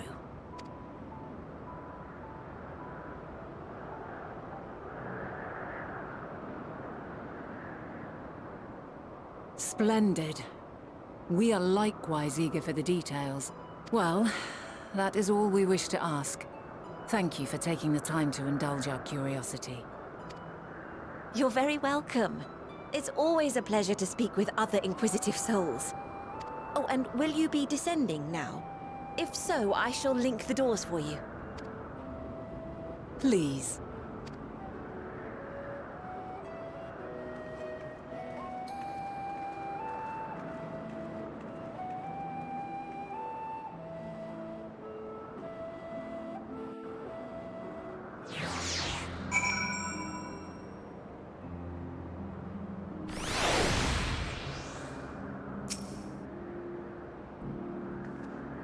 So, another piece of the puzzle falls into place. From what we've learned thus far, I think we can safely conclude that Hermes hasn't been revealing the details of his research to others, which suggests that either someone will appropriate his discoveries and make use of them, or that Hermes himself will have a hand in causing the final days. Since we have no reason yet to suspect the former, we should consider the latter the more likely possibility. Proceeding under that assumption, our next step should be to divine why, or even if, he might desire such a terrible fate for our star.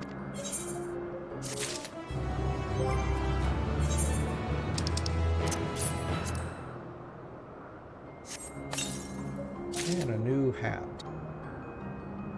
A manganese horn of the last uniform. Let's turn our hat back on here. Yeah, that's cool. Alright. We've got us a new little horn here, it looks like. Alright.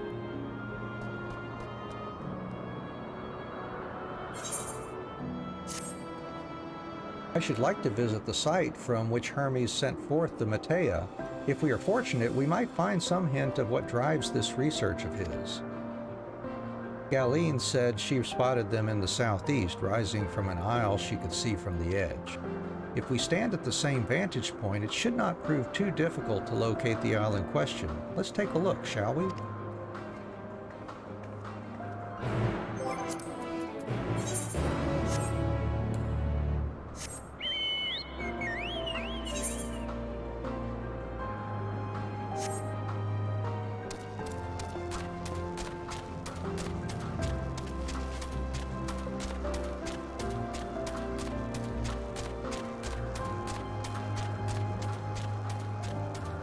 And I think this is where we will finish for today. We'll stop here, and we'll pick back up on this next time we are streaming Final Fantasy XIV. Tomorrow we'll be doing Infinite Undiscovery, continuing our compulsive achievement attempt. And we are in the story portion of the game now, so we will be farming for items and seeing if we can make a little bit of progress through the Seraphic Gate at that time. But join us on Thursday for more Final Fantasy XIV, and we'll continue our story here at that time. So anyways, I wish you all a good morning, afternoon, evening, wherever you happen to be in the world today. And take care of yourselves, and I hope to see you again soon. Take care. Bye-bye.